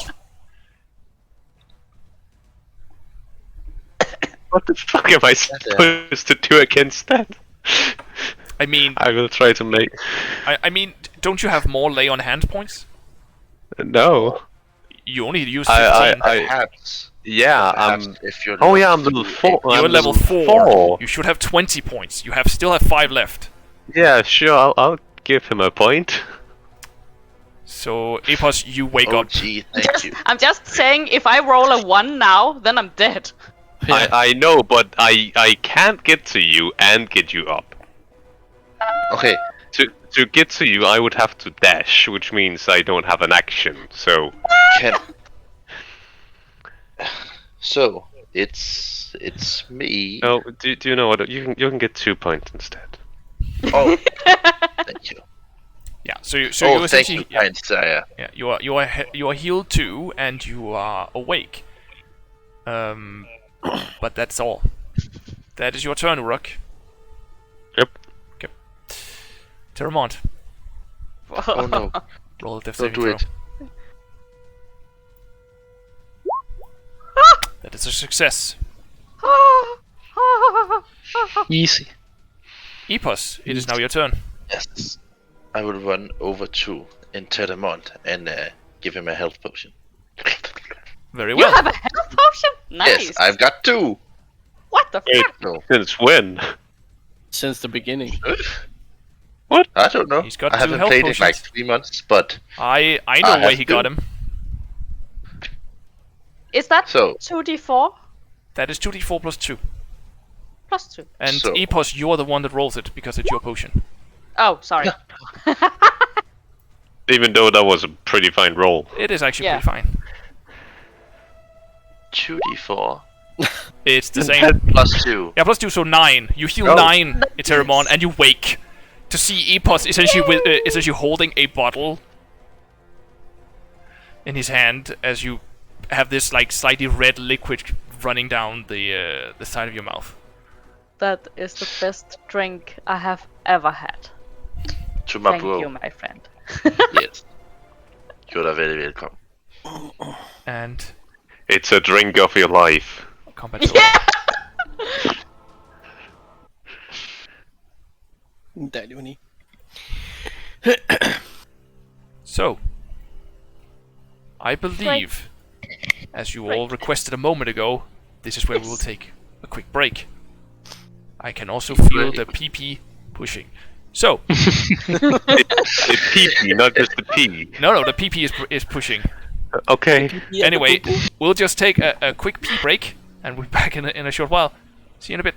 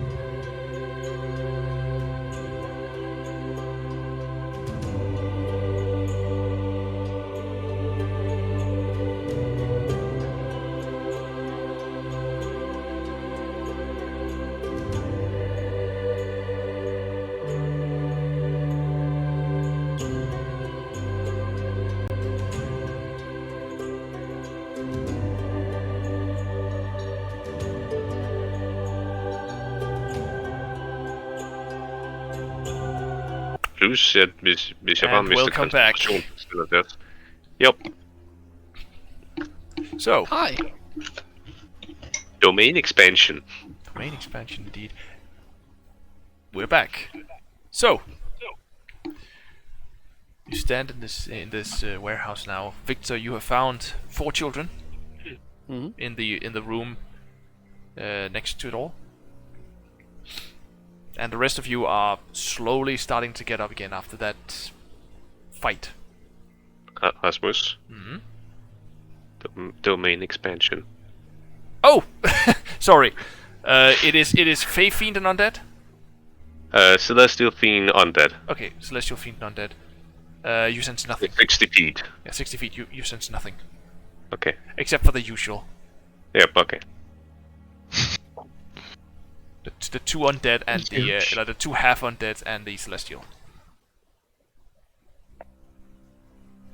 Alright, so You have... I indicate to the kids that they should come out of this room. And hold the door for them.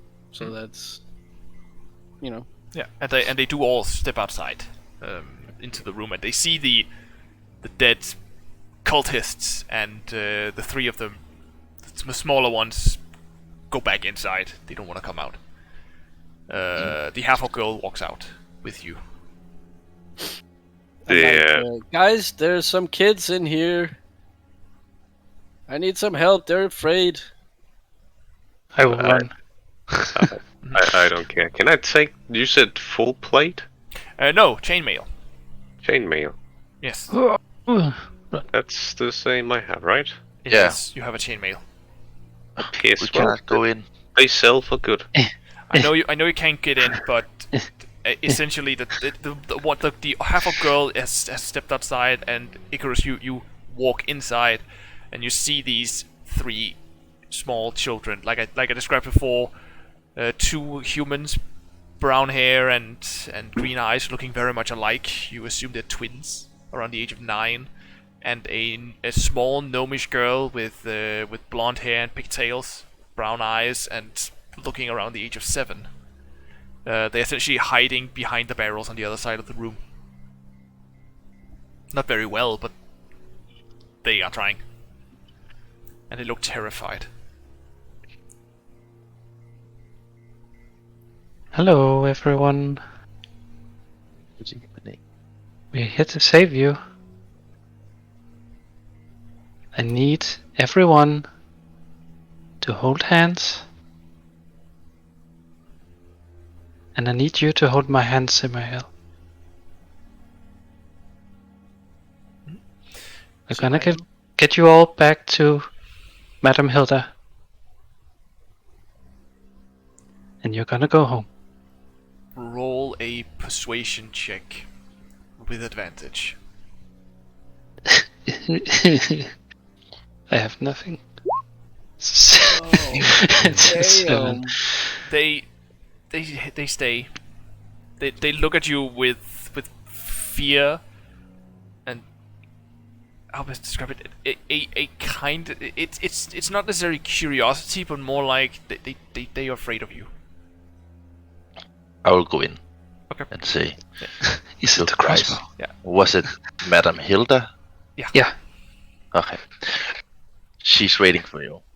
We came all the way down here to save you. So, come along. Yes. Roll a deception check, as she is not waiting for them. I do not know. Okay. I know. She called us down here to get you. Actually, no. Is that fine? Persuasion. Who sent us down here? I will allow that. Persuasion. Okay. You Thank do not get advantage because you have blood in your entire face. Yeah, it's fine. Wait. I'm good. I'm Hey. really persuasive. You are indeed. They look up at you, Nuts. Epos, the gentle giant that you are, and they start to like come out, actually holding hands like Icarus told them to do. But they are holding hands and going, really? Yes. I will sort of pull Epos close a bit to get his attention. What? They should probably close their eyes. I don't think it's good for them to see all these corpses. While this is going on, I would like to loot. Yeah. Very well. You start looting the corpses. In short, on the normal cultists, you find what boils out to about 2 silver coins. And on the 2 big guys, they have chainmail armor. One of them is absolutely destroyed from burning. It is essentially almost melted to his skin. The other one looks okay. It could probably be sold. Yeah. You also find 2 glaives. 2 glaive weapons. And you find about 5 gold pieces. Actually, 4 gold pieces and... frick. I have forgotten how I did with silver to gold. I forget that. 10. Did I say 10 silver for gold? Mm-hmm. What is it? 10 copper, 1 gold, 10 silver. No, 10 copper, 1 silver, 10 silver, 1 gold. Yeah, let's do that. It's fine. I don't remember it for some point. For some reason. I can look at it because if I have an ungodly number of silver, then it would be a 100. Nope, I got 7. It's probably 10. So it's probably 10. Yeah. So you find 2. You find 4 gold and 10 silver in total. Okay. Okay, in total. On the boss man, you find. I also forgot to mention you also found 3 daggers on the normal cultists. Okay. Including one of them is mine. You find 4. 4 daggers in total. One is sitting in the back of the head of one of them. On the leader, you don't find any weapons. You find about 50 gold in his coin purse. Yeah. And as you pat him down, you all of a sudden see him go. Punch him. Okay, punch him. Goes out again. Oh shit. Is the kids out yet? Not at, I would say from you doing all that, probably. We're gonna see what they are doing right now. Okay, because if they were, I would not just curve stomp his head. Fair enough. Yeah. Let's see. How would I? Epos. Epos. Yes. The children are holding hands and looking up to you, looking up at you, and waiting for you to tell them what to do. They seem to trust you.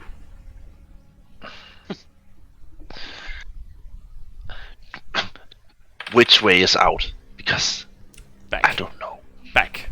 Okay. From the place you started, it's about 30 feet. Okay. I think I said 30 feet back, and then there's a door that leads out, a side door. The main Okay. door is as far as you can see bolted shut. Yeah. Okay. I extend my hand to one of them on the ends and say to them, they need to close their eyes and just follow me, They close. so they don't need to see all of. They close their eyes, Yeah. and they I take your hand, escort them. and you start Yeah. escorting now. So Urak, as this guy essentially wakes and starts laughing, the children are almost out of the building. So if you want to curb stomp his face, you may do so. I shall. Very well. So you essentially instead of punching, you just grab his head, going. No, like I stand up and just Okay, fair put my enough. and just stamp. You stomp. stand up and just stomp him in the face as his entire face just caves in and becomes like maybe a couple of inches thick. Crack his skull completely. Awesome. I love the graphic novel stuff. I know. I should write a book. Anyways. So while Epos goes out with those kids, I go to the crystal, but not too close, and I'm like, with my rapier, gonna poke it. As you walk towards the as you turn around to walk towards the bead, it's gone. It's gone. It's gone. What about the magic circle and all that Oh, it's stuff? still there. It's not glowing or anything. It's just there. Like letters on that's engraved into wood. Okay. Yeah. What about the girl in the circle? There is no girl in the circle. There's a halfling man. Oh, so it wasn't a child. Okay. It was not a child. It was an adult. It was a halfling though, so you could have been mistaken from a distance. Yeah, from a distance it looked like a child. Hey. Exactly. I'm right here. I'm like, so that shiny thing that was here, it's gone. Did anyone see it disappear? Is there a shiny thing? Um, just for clarity, except for you, Urak, what is you guys' passive perception? Because I do remember yours, Urak. Because 11. it's comical. It's comical. It's complicated. 12. 13? Okay. Eterèmont, by the way, what have you actually been doing since you got up? Been sitting up with my back against the barrel or something like that. Like, Yeah. As you sit there, essentially nursing yourself, rubbing your arms probably from the coldness of near death, you do look in the direction of your friends, and you do see the tiny black beads. After the others started moving around, started to shake a little bit, and then just go.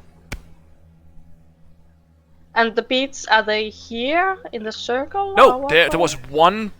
There was one black thing the size of a small bead, like a small ball, essentially, that just started to vibrate and then just close and disappear. From the circle. From in the middle of the circle, like right above the corpse in the middle, there was this tiny little black bead thing. It has essentially just closed itself and disappeared. And you saw it vibrating. Do you tell me this when I ask for it? Yeah, if you ask, I do. Like, Okay. I saw this weird thing. Okay. Oh, do I even know what it is? No. That's a good I'm question. not actually. asking you. That is actually a very good question. Roll an Arcana check. Yes, because my Arcana is... Okay. 14 is actually not that bad, but you don't know. Hmm. It definitely did not seem like something that was supposed to be here. It is probably something that was summoned, but you do think a little bit, and it did seem to a certain extent like the same thing that the cultist leader cast when he. It looked a little bit like the slurp zone, just very very small, and Okay. it seemed like it was a hole in reality. Ooh. But to where, and if it was something you could walk through or whatever it was, you're not entirely sure. Okay, I'm glad it's gone because it sucked some of my blood for some reason. It what now? Yeah, it fucking hurt. So I was standing too close to it apparently, and then it's just like. That'd be important to remember if we see them again. Yes. I wonder what's upstairs. And I want to walk upstairs. I look to the cultists and just like, I kinda doubt it. Good. There is also something now that you actually look at them, their eyes are almost completely black. There's no pupils in their eyes. There's no irises. It's just pitch blackness. And they do have some kind of ritualistic paint that goes down from their eyes in purple. Mm-hmm.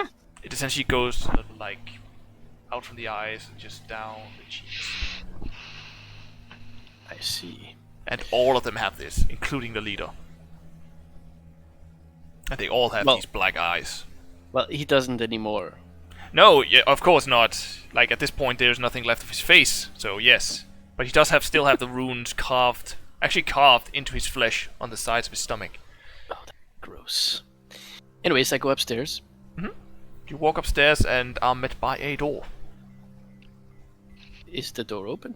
No, it's closed. No. I use my trusty knife to try and open it.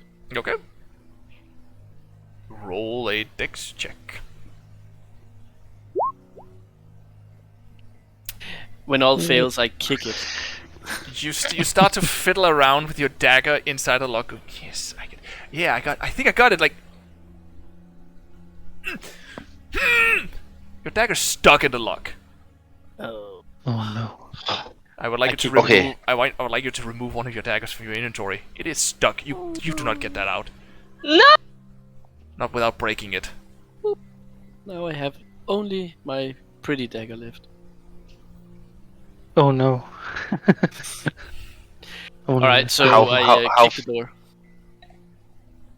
Roll a strength check. Oh my god, this is gonna go better, apparently. You kick the door, and to push back, you do crack it, but you didn't kick it in completely. You just dunk. I'm like, Urak! I need you! Let me say it like this: it is cracked, and you could probably the lock is broken at this point, so you could probably push the door open now. Oh, okay. But the force of your kick did not push it open; it just cracked it. I still will go up. Yeah.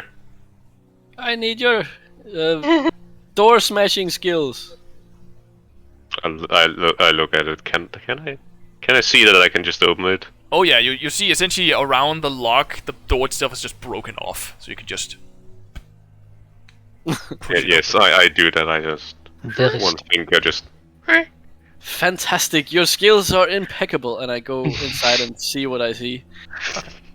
You walk inside, and what you find inside is just a bunch of desks. With stuff on them? Yes, papers. There are like different.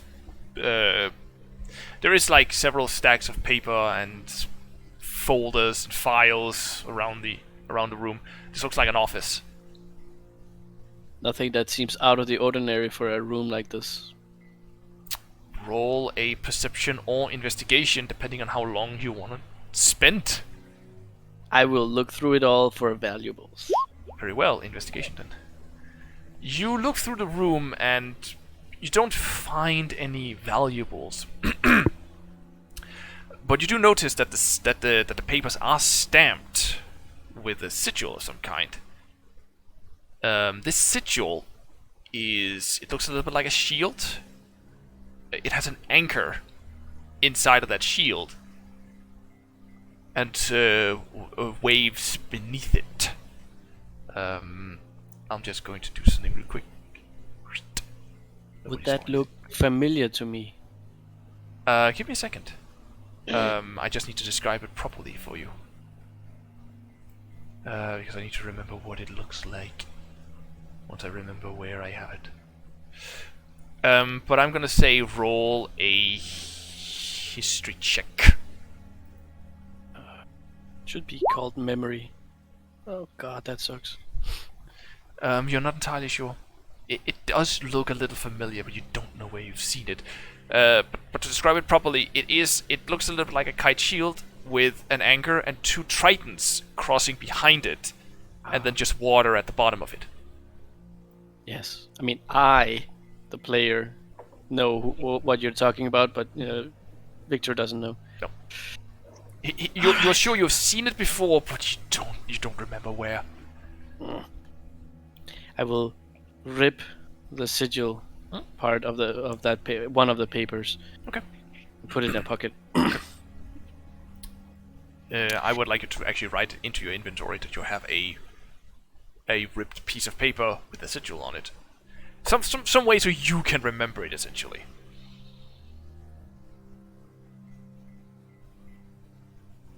But yeah, you spend a good amount of time doing this. Icarus, did you follow Epos when he walked out with the children, by the way? No, I would like to investigate the room that they were in Okay. Make a for any yeah. documents. But make Got perception. two. Make perception or investigation. Epos has 2 health with a Nine. bunch of children. Yes. At dusk.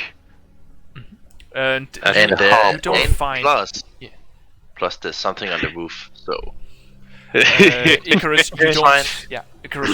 You don't find any documents or papers or anything in the room. The only real thing you actually find are just the massive barrels that line the room. I'm just gonna pull you in there so you see what I mean. If I was allowed to do so, apparently. Oh, sorry. Whoopty. Hey, There we go. You essentially see nothing. What you essentially notice is these massive barrels. You're not sure what's in them specifically, but it's massive barrels, and there are smaller barrels set up against the back of the wall. That's all that's actually in the room itself. do they have tabs? The barrels? They do. Can I just open one of them? Sure. You walk over and open one of them, and one comes out is a almost golden liquid. Okay. It smells a little sour. Or perhaps better described, it smells like beer. Okay. I close the tab again. You close the tab again, and now the room smells of beer. Good. It's a good It smells Mission like complete. it now smells like a tavern in that room. That's oh, all I wanted. Epos turns around and runs back to the beer. No, he doesn't. That's a new character trait, but fair enough. But yeah. But no, he doesn't. So Epos, you continue out That's towards not the door. playing Epos, that's playing yourself. Yeah. It is ish. But yeah, Epos, do you walk Or outside? Danish. Do you walk outside Yes. with the children? Okay. No, what- not all the way, but because Okay, I wait. So you walk over to the door and just wait there. yeah, call back to the others like, get over here. What's taking you so long? I will say the only one that really hears you is Eterèmont. Both because he has the highest passive perception of all of you, and he's closest to you. And also Rest of us because are in other rooms. yeah, plus that Urak and Victor is on their way, is essentially upstairs, and Icarus is in the other room. So at least you whisper like that. Yeah.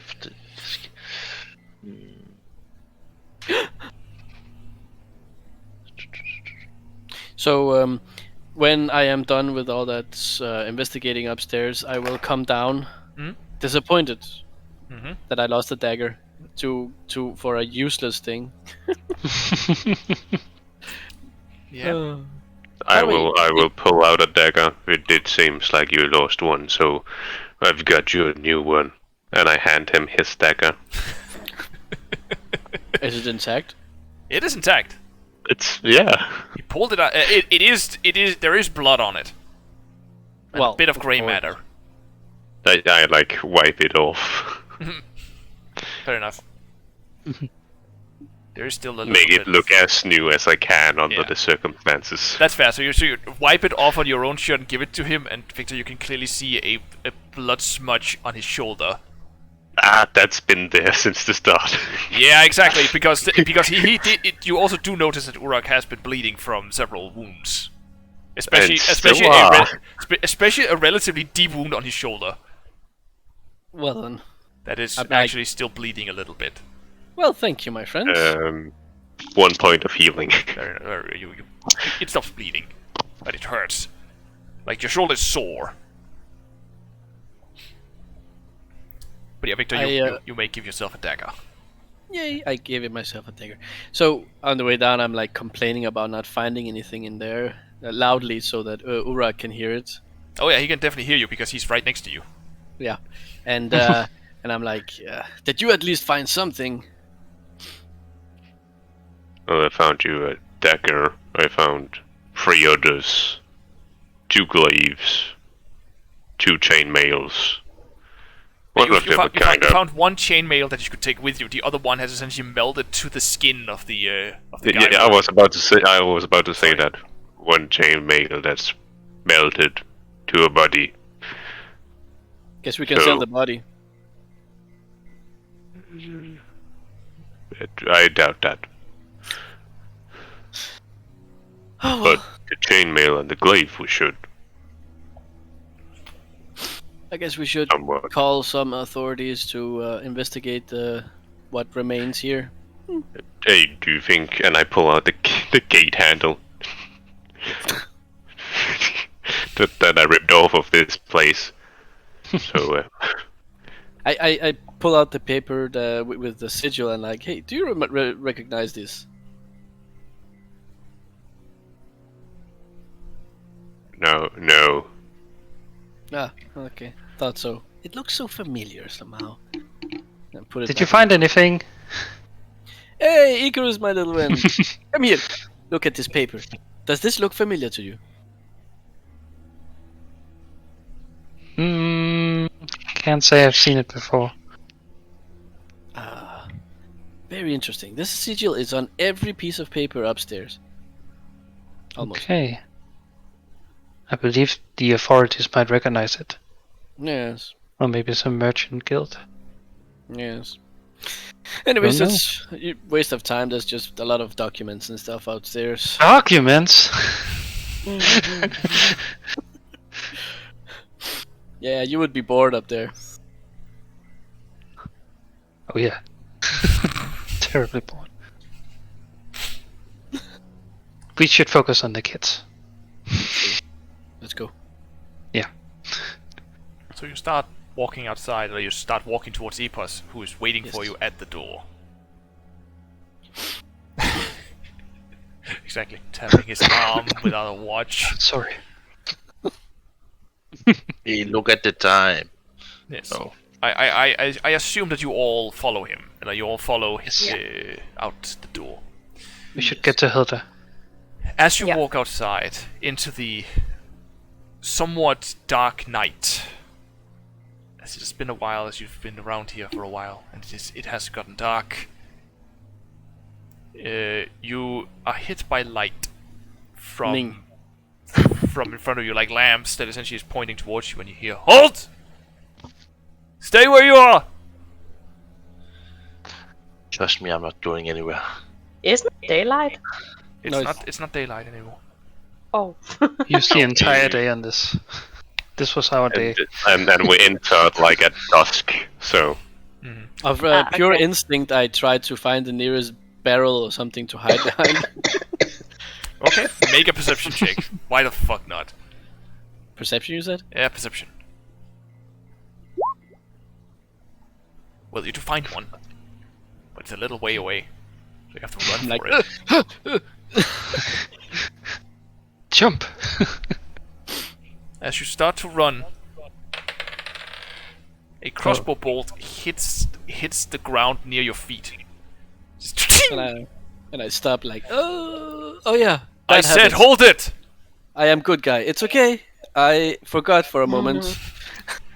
Shoot, there's children here. And you do see around where the light is are 7 guards, city guardsmen, wearing breastplates. 5 of them are actually standing in front of 2 others, holding shields and spears, holding them towards you. One is holding the crossbow and is aiming it at you, Victor. And you do see very clearly this person aimed horribly. Oh, that's great.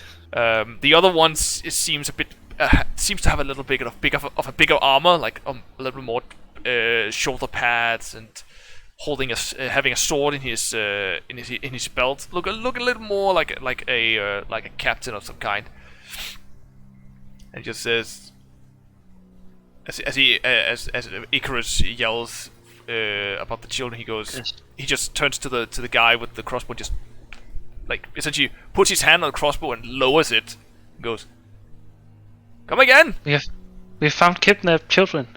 And he starts to forward. He's holding the light, by the way, so he essentially walks forward and starts lighting around all of you, and goes,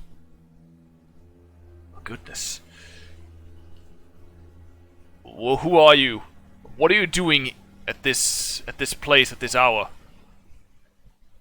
We have been Same. hired by, what's his face? Yes. Thus.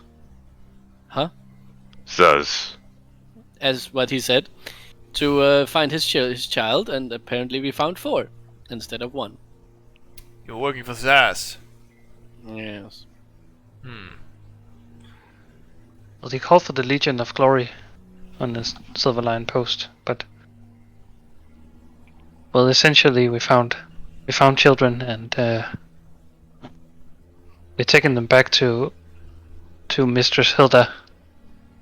I don't remember what the school was called. Did we get that? I can give it a name. So.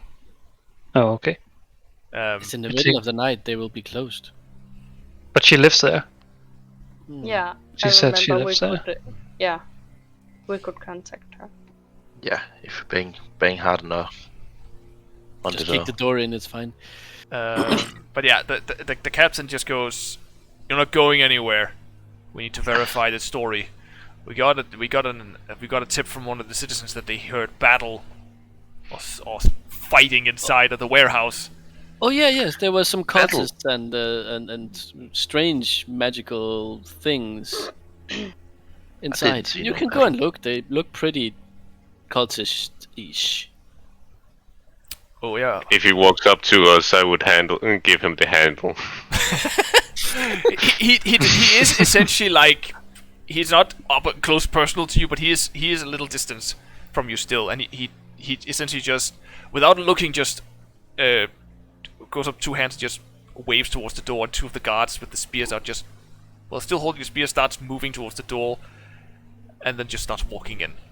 Like I will Customers, I will like reach out my hand with the door handle, like to give it to them.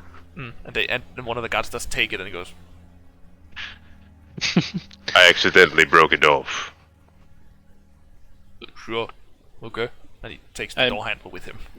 Rasmus, can I use my investigator trait to sort of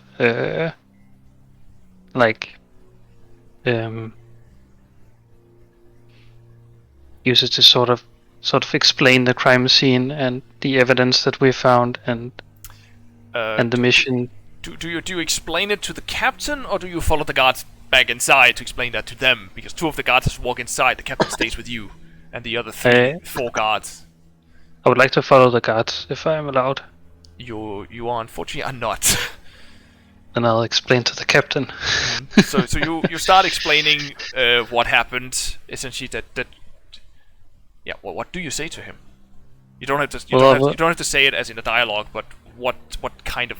I will go link by link. We went to the Silver Line. We got the information from Saz. We went to Hilda. We went to the brothel, and got the information about Rovalua, and spoke to the harbor master, and he sent us to this warehouse in specifically, and okay.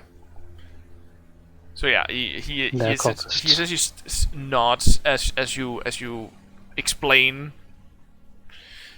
Roll a persuasion check with advantage.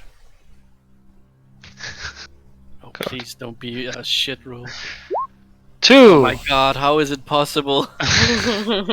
he still stands there and nods at you and just goes, right. And when did the fairy show up? And sprinkled you with pixie dust. Oh, that's later when we go back to the brothel. Funny I guy, say huh? Yes.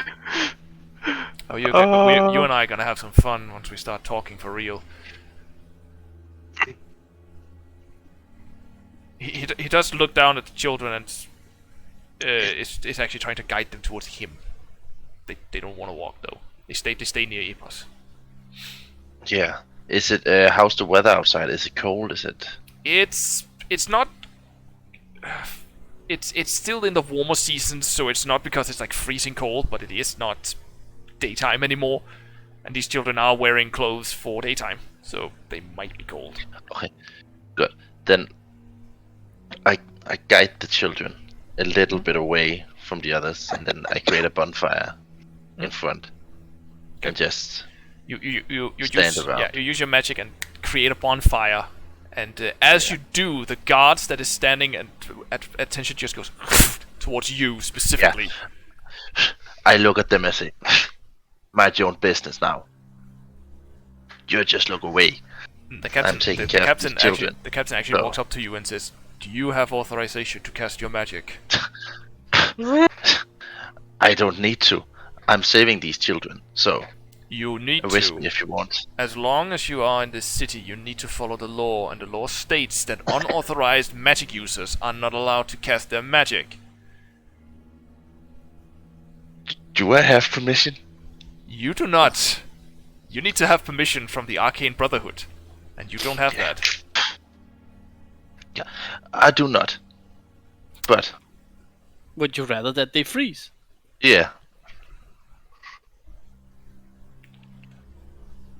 Roll a persuasion I check. stand my ground. Yeah, yes. roll a persuasion check.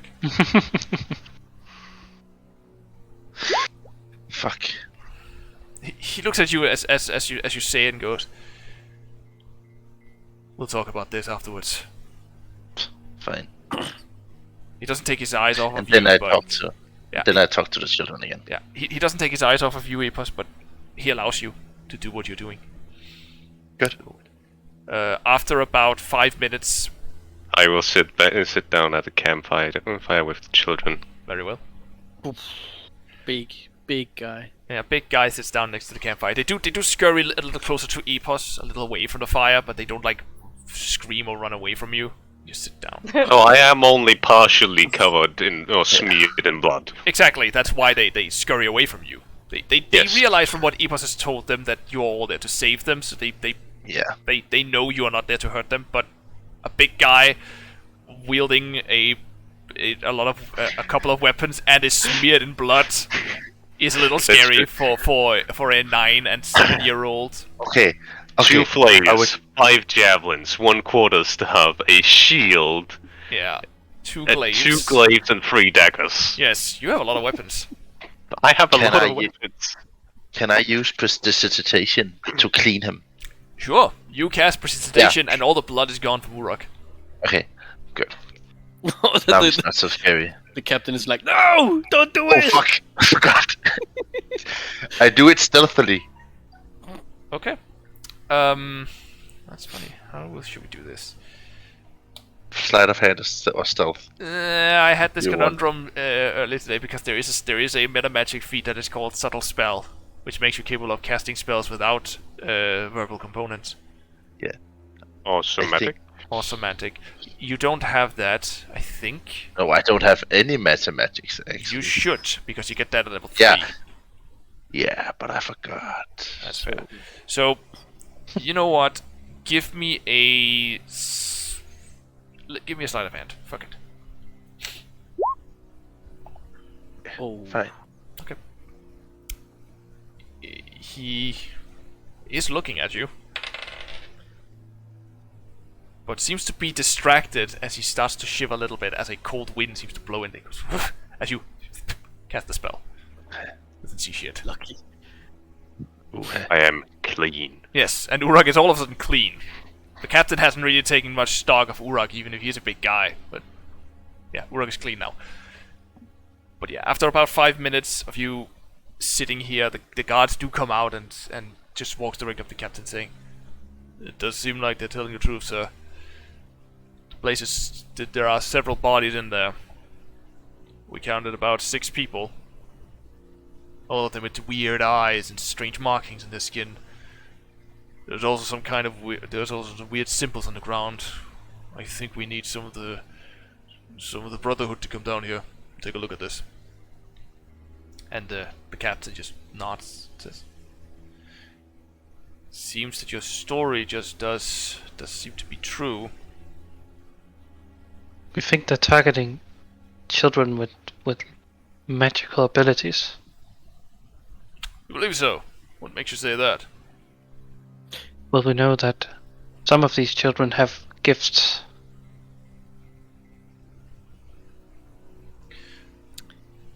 little ones, can you please demonstrate?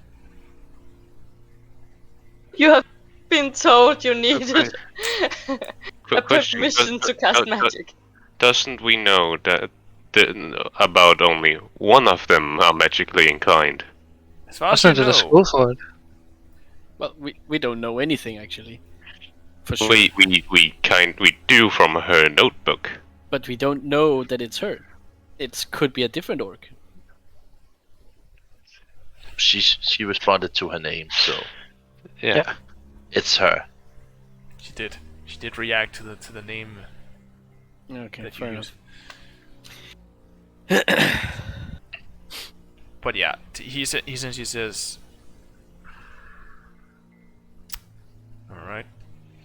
And he points towards you, Epos, and says, "You need to go and get yourself a permission, a certificate from the Arcane Brotherhood to cast your magic." Yes, sir. Good. Right away.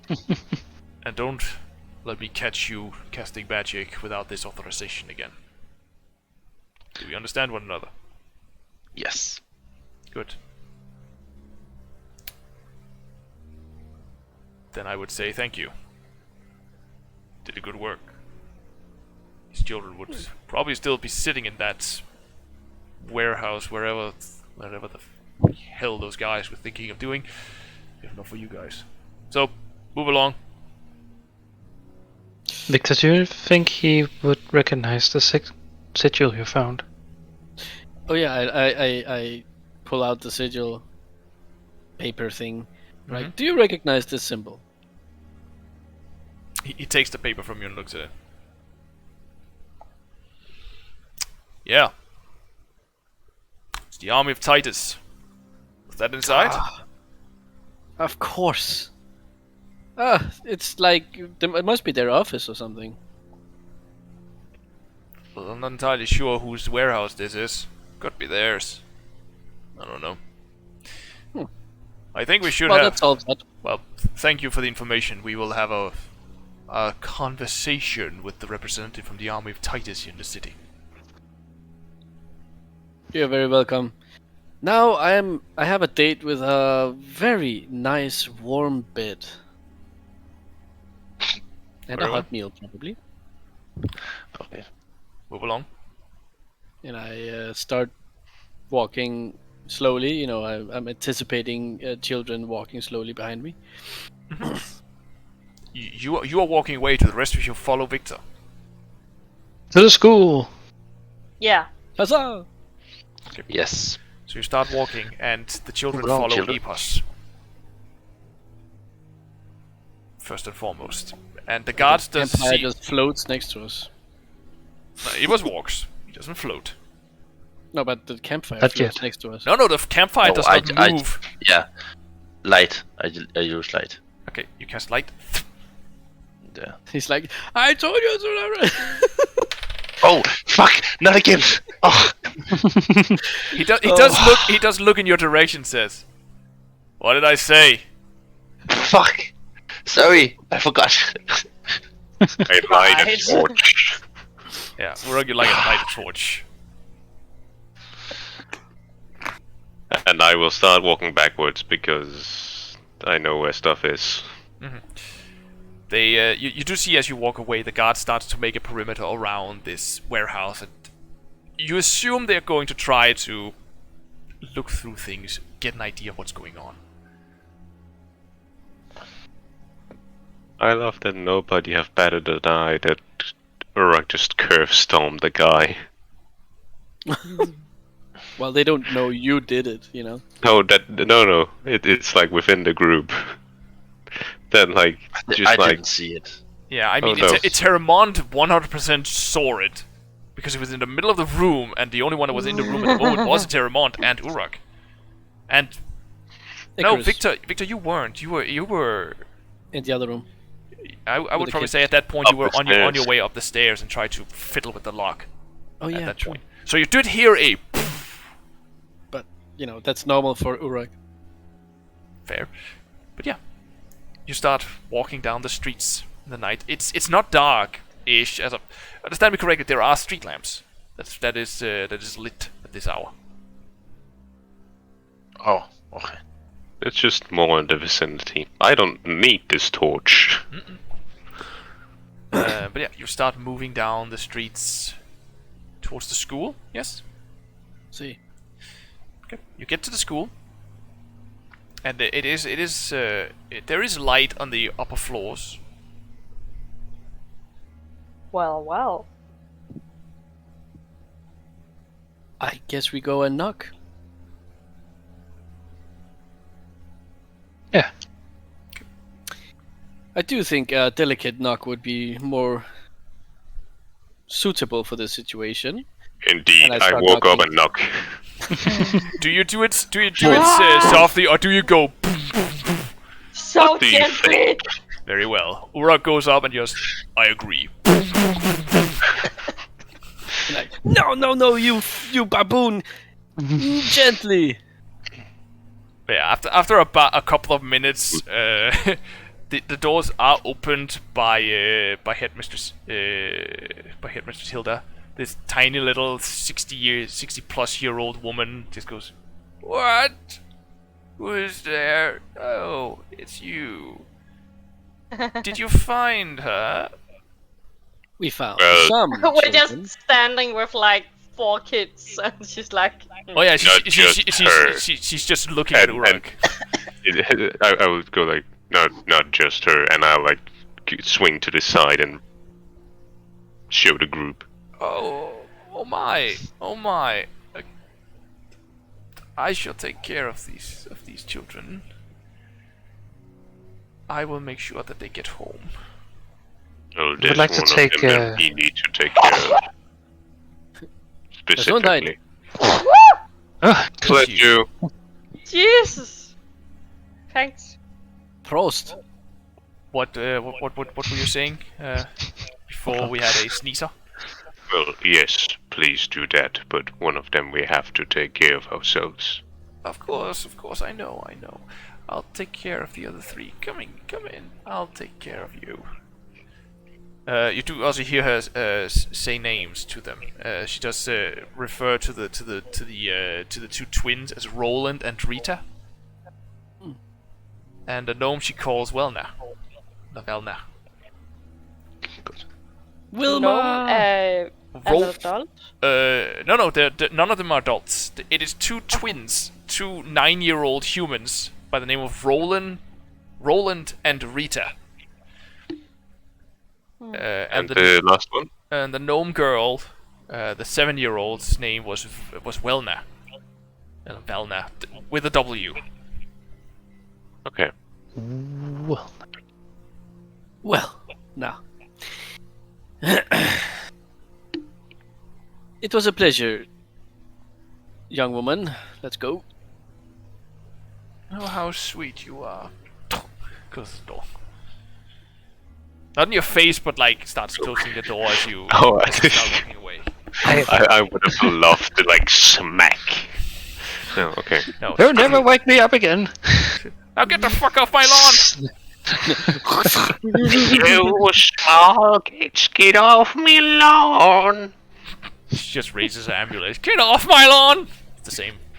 Anyway, you start walking away from the school, I assume, and go to Zaz, I assume. Yeah. Yes. All right. You walk down the streets away from the school back to Zaz's Emporium. There are Knock on the lights door. upstairs. We knock on the door. Hmm? But this time The I knock back door. gently. Cook, cook, cook.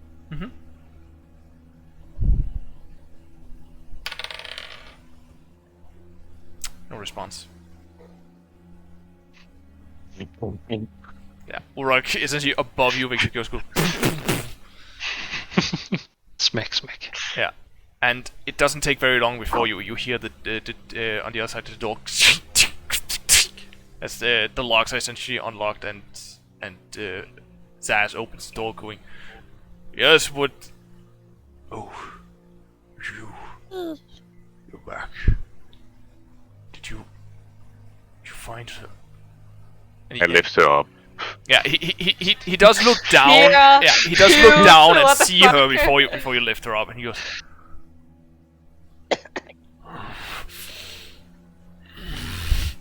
You essentially see his chin starts to quiver a little. He's going, come in, please. You essentially see him restraining emotions at the moment, as he actually just takes his girl's hand and starts leading her inside. Didn't restrain emotions. That's not healthy. It's the only reaction you hear from him. Just a typical way that that they are raised. Yeah, it's true. He did invite you inside. Do you go in? Yeah. Yeah. Yes. Right. You walk inside cookies. and up the stairs to the living quarters of his home. And just for your sake, Epos, you walk into a living room that is way too pretty for a half-orc to live there. There's a lot of, if I remember correctly, purples and colorful, essentially a lot of small figurines, and it's very well decorated with carpets and a couch of purplish color. Like it's a beautiful home actually. Okay. As you walk inside, there is another one standing at the window, looking outside, out the window towards the street on the other side.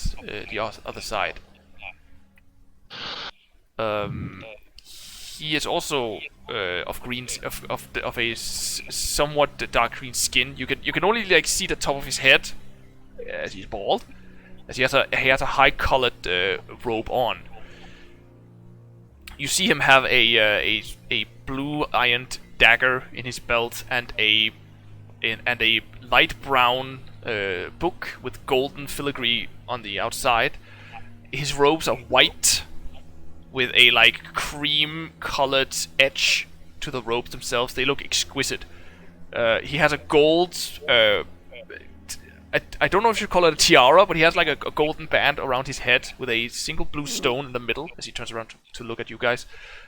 Small gold, almost like filigree on his upper arms that seems to be stitched into the robe, and a single gold plate on his around his the upper side of his chest. He is also wearing 2 rings, one on his right little finger, a golden band, and on his left thumb, a silver ring with a blue gem on it. And he looks a lot smaller than Zaz, but there is definitely a somewhat familiar bond between them. And he turns towards you and just smiles as you walk inside, and Zaz just goes, "You of course will expect your payment for a job well done, yes?" Of course. Yes, that would be nice. And as he starts walking a little way, the other half orc just goes over to him and says, "Let me take care of this, brother. See to your wife, and well, take the girl. I'm sure that she would need to see her." And Thess just goes, "But I have a deal with these people. They should have what they deserve." And he just goes, "I know, and I'll make sure of that. Just take care of your family. But remember, 2 drops a night." And he just nods as he takes the girl and moves into a room, and you are essentially alone with this other half orc. I don't believe we have met. I am Victor. Well, greetings to you, Victor, and greetings to the rest of you. My name is Urak. Ah, the uncle. Urak. I am known as Urak. Urak 3 Eyes. I am a member of the Arcane Brotherhood. Oh, cool! You can get that permit now. Perhaps. I am Hello. also the Archmage of Divination. Holy shit. So you can definitely give me the permit. I hear you say that. What permit are we speaking? Yeah. Apparently, I'm not allowed to use magic in the city, but I used a lot of magic to help save the children, and the guards weren't too happy about it. So He makes a wave in front of his eyes as you see them gleam over as he looks at you. Yes, I see that. You definitely have the spark. Well, more like a roaring fire. yeah, Perfectly don't look too honest. close because Yeah, it's I agree with you. It's a bit. He snaps his fingers. He goes, yes, certainly. Where did you receive your training? Your repertoire of magic is extraordinary. funny you should mention it, but nowhere. Nowhere. Yeah. Oh, okay. I learned a bit back home from my mother. So you're one of those that are born with it, born with Yeah. a natural affinity for magic, yes? Yes. Of course. Maybe it's Maybelline. So you of course need a permit like everyone else. I shall make sure that you get one of those. Once I get back Thank to my you. office, I can leave it up to you. Could I just get your name? Epos Max. Epos Max. I will remember that. And now that when we at least are introducing ourselves, what of the other three of you? Urak. Icarus. At the same time. Urak and Icarus. And you, my elven friend. Eterèmont. Eterèmont. Right. Well, it's a pleasure to meet all of you.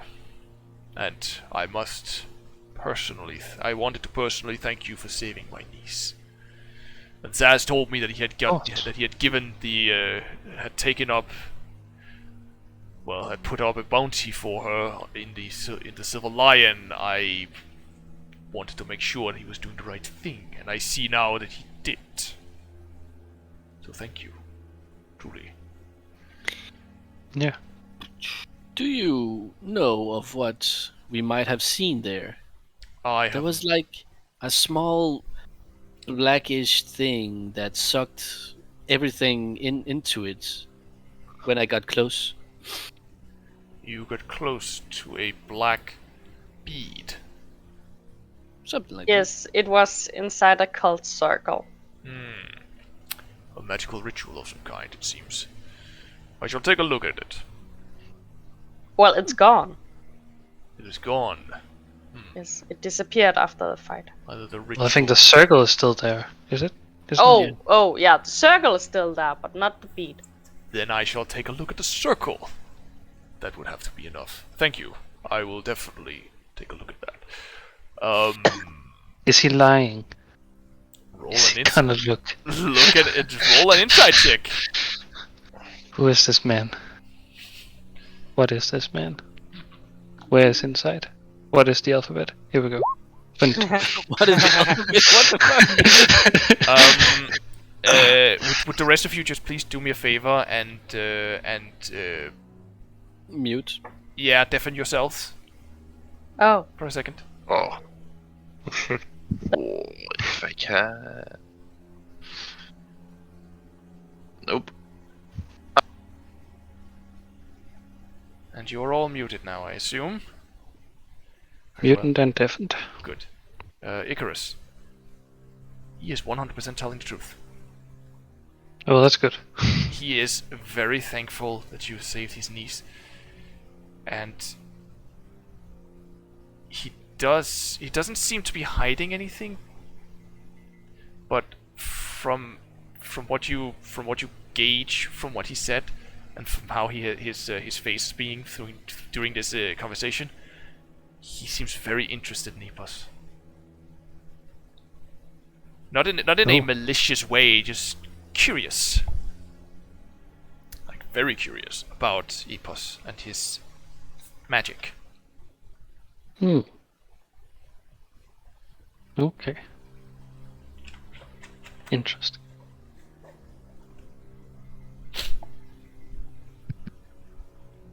That's all. Cool. Now, how do I get the others to unmute again? I wonder. It is good. Yes. That is how I will do it very well. Wave and thumbs up. Yes. We're back. Yes, we are back. You may unmute yourselves again. Here good. Here good. I think she's like Idiot. fallen asleep. Yeah, she seems like someone who's sleeping. Can you not shout to her? I would Can you not rather unmute not. her? I would rather not shout.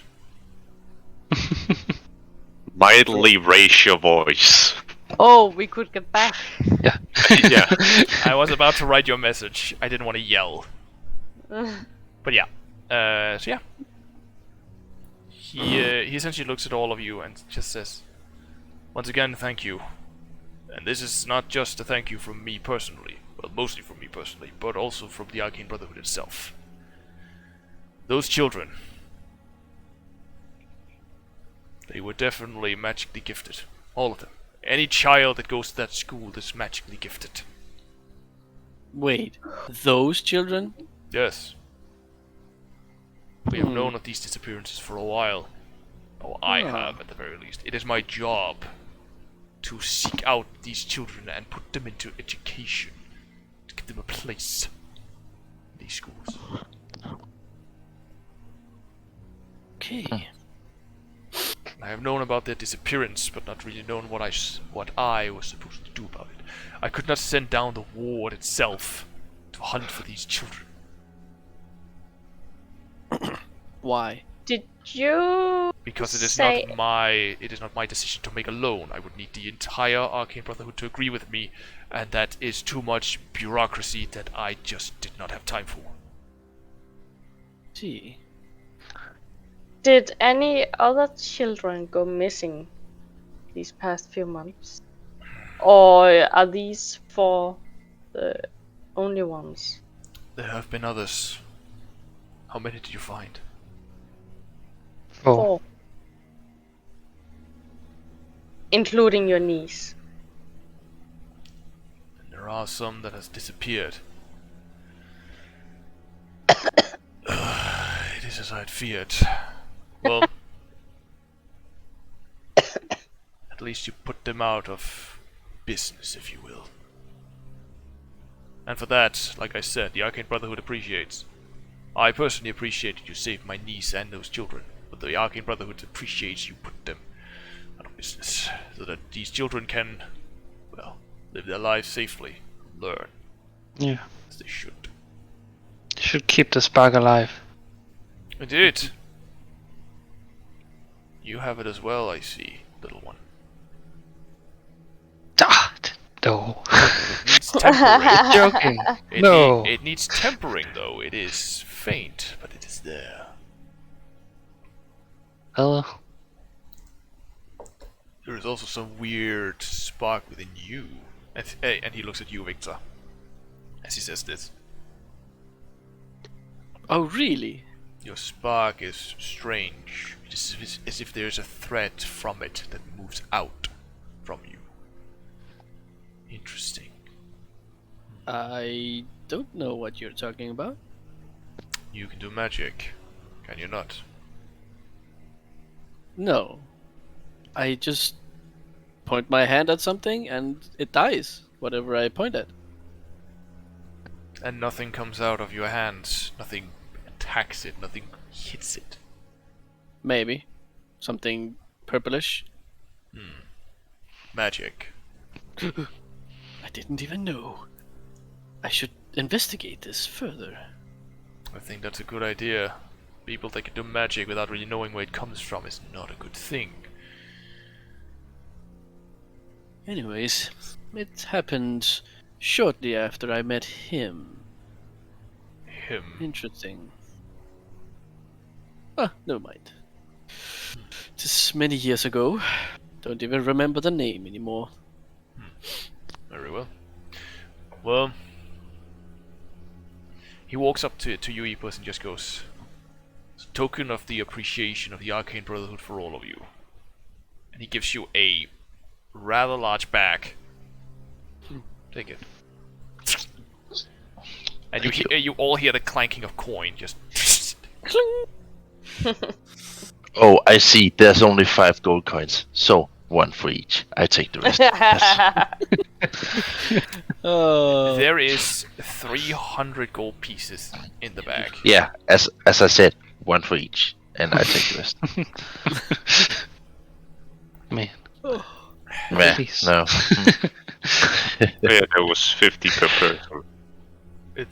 There is 60 per Oh, person. 60. 60. There is 300 in it, and you are 5 people. Oh, 60? Yeah, so 60 golds for each of you. Nice. Damn. Oh, damn. You're rich now. Yeah. Ooh, this tickles all the right places. He also turns to you, Epos, just goes, I shall make sure that your papers are taken care of. Do come by tomorrow, and I shall have them ready for you. And Thank you. if you don't mind, I would love to have a talk with you. Oh, magic fascinates me. Of course. Perhaps I should say Sure. your magic well fascinates me. Like I said, the spark within you is not a spark at all, but a roaring fire. It is as if your magic is boundless. Thank you. Boundless. Yeah, sure. I appreciate I'll that. swing by tomorrow. So, I appreciate that. I really do. And before you start thinking I am going to try and hold you or make experiments on you, do not worry. It is nothing but a... I didn't think of that. But don't worry, it is nothing but a friendly conversation. I just have questions, that is all. Yeah. Okay. Well, It's fine. I think we I'm should good let, at it. I think we should let these people have their time. Yeah. Yeah. Yeah, we need to find an inn anyways. Somewhere to sleep. Well, I hear that the Silver Lion is a rather great place. Yes, we've heard It that. is. He is essentially leading you out as he's saying this. You know what? Go to the inn. Tell them you're sleeping on my bill. Well, that's nice. Top Thank you bunk. very much. Something for an interview, if you will, with your friend here. It's the least I can do. Yeah, we're selling him off. And besides, friend of the family. And as he does having let you outside into the outside of the. We do have a date with Magnificent Matthias tomorrow. Tomorrow. Yeah. Before we get to the interview. Of course. Suppose. If you Before we sell our friend to science. For magic. well, have a good night to you all. I'll be in my office the entire day tomorrow. So just stop by whenever you feel like it. Sounds good, my friends. See you tomorrow. Good night. And I walk off. Good night. And he also turns. He walks in the opposite direction of you guys. You guys walk towards the south side of the city. He walks north. Towards the arcane quarters. He's a good man.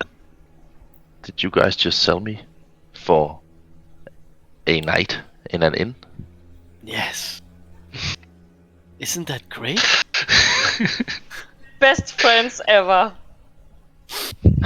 Friendship. Or this gun. Yeah, it's fine. I would have sold It's you. better the than rest. being a bird. Everything is better than being a bird How do you know? or a potted plant. As memory starts to flood back into Epos of his almost entire 24 hours spent as a bird.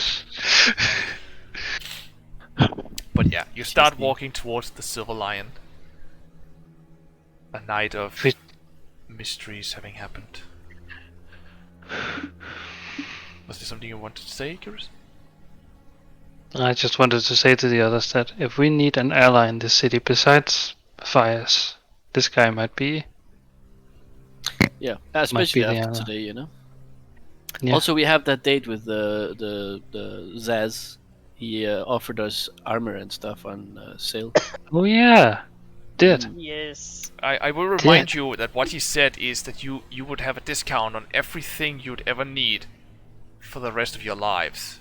Yes. I wrote that down, believe me. I believe you. That's important to That remember. sounds like a good deal. So He also but- did. He did yeah. promise you 100 gold and that offer. You just got 300, and the offer still stands. Very, very nice. very nice. That is not bad at fucking all. He was. It was a blacksmith shop he has, right? It was, yeah, blacksmith. So it's armor, weapons, shields, maybe tools. Perhaps he has some tools. But yeah, you walk towards the Silver Line through the night, potentially pondering at least, what has happened in that warehouse, why these children were taken, and where the path leads next. And I think this is a good place for us to end the session for tonight. Yes. Woo! So, You're rich. you are now rich. You have coin, at least. We are less poor than before. Yes, you no longer have Yes. to accept. You no longer have to accept charity from anyone. You can take care of yourselves. We will We are take no longer charity by in its balls poverty. instead. Okay, What? Take that, charity. exactly. Yeah. Well, I I thank you all for watching. Have a wonderful night, and we'll see you in 2 weeks again. Bye. Bye. Hola. Bye.